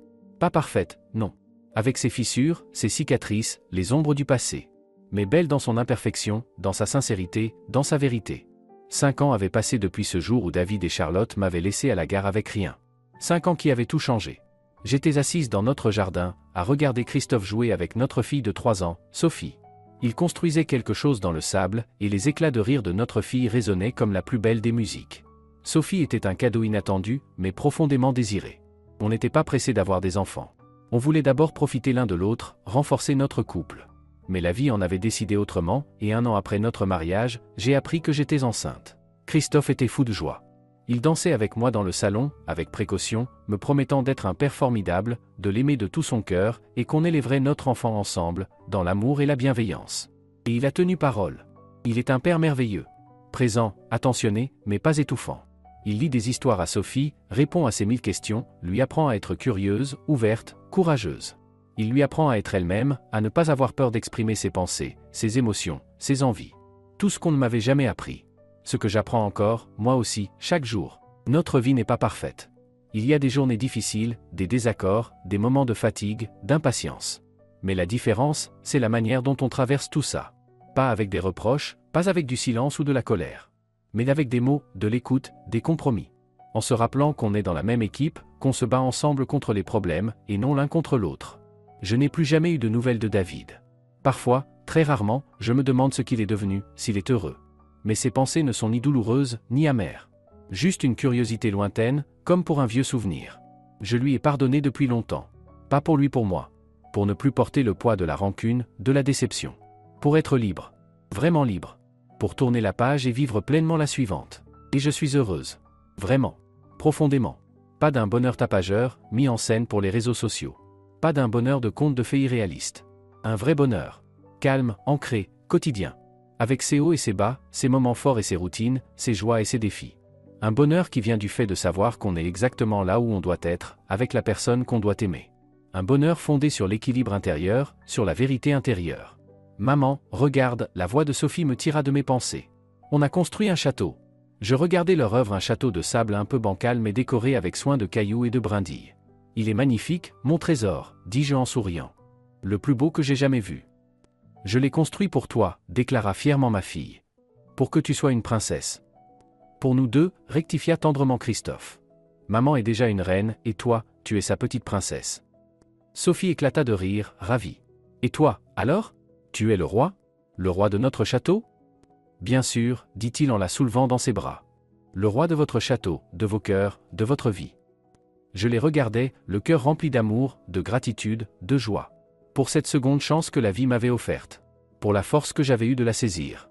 Pour cette famille, ce foyer, cet amour vrai que j'avais maintenant. Christophe croisa mon regard et me sourit, ce sourire qu'il n'avait que pour moi. Dans ses yeux, je voyais ce que je ressentais moi aussi, une paix profonde, une gratitude sincère pour tout ce qu'on avait construit ensemble. Et je me dis que, même si je pouvais revenir en arrière, à ce moment à la gare où David et sa mère m'avaient laissé seul, je ne changerais rien. Parce que ce moment-là, aussi sombre et effrayant fut-il, m'avait mené jusqu'ici. À cette maison. À cet homme. À cet enfant. À cette vie. Ma vie, pleine, entière, vraie. Et ce coup de fil que j'avais passé ce jour-là le plus important de ma vie n'était pas juste un appel au secours. C'était le premier pas vers la nouvelle moi.